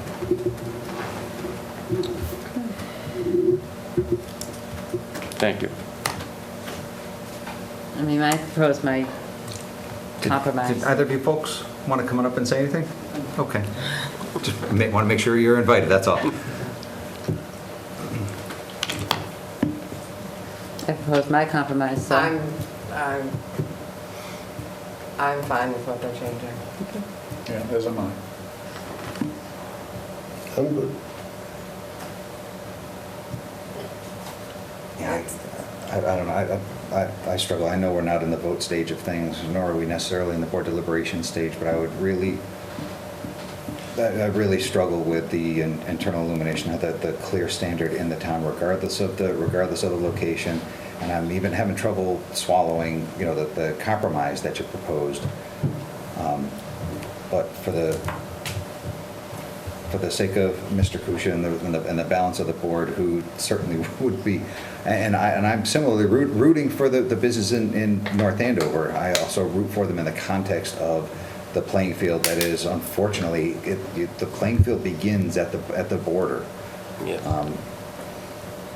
So again, I'm just one voice. Ms. McIntyre is one voice. I guess I would suggest that we split the baby on this one and externally illuminate the top, the mobile, and allow, if we wanted to come back with a plan, next month that showed that, I would certainly be more supportive than I am the second, that's for sure. Is this a variance? Yes, it is. I'm sorry, Yes, it is. It's a variance. It's a variance. It's 4. Yeah. So you're. So we need the applicant needs four You're votes. suggesting that it be partially externally illuminated and The partially. message board, that's not even internally illuminated. The message board being digital is Right. technically internally illuminated, but it's because of the numbers, but the mobile sign itself being externally illuminated. Okay. So I have to say that I don't share the concern, which is probably quite apparent by now. Right. So therefore, I would not share the request to come back at another time with that compromise. Okay. I'm just one Understood. member. You know, it might be fair to ask, hey, Val, who's voting on this? Just these 5. Wait, what 5? Yeah, we're not voting. No, they're not. They're not voting. Oh, there's 5 of us? Yeah. Oh. 1, 2. Is that a pregnancy thing too? The numbers. It's pregnancy, it's time. Is she aware that you need a supermajority on this? Oh, I'm most Yeah, certainly yeah. aware. She's the one who said it. Okay. Which is a good point to bring up before we close the door. Yeah, no, I want her to be aware that it's you need a supermajority.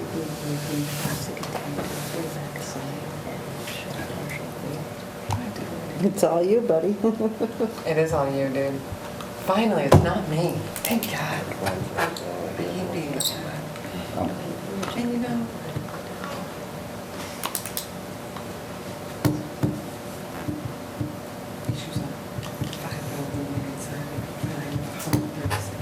So anyway, I guess it's in the applicant's kind of hands. If you want us to close the hearing and move for a vote, we can certainly do that.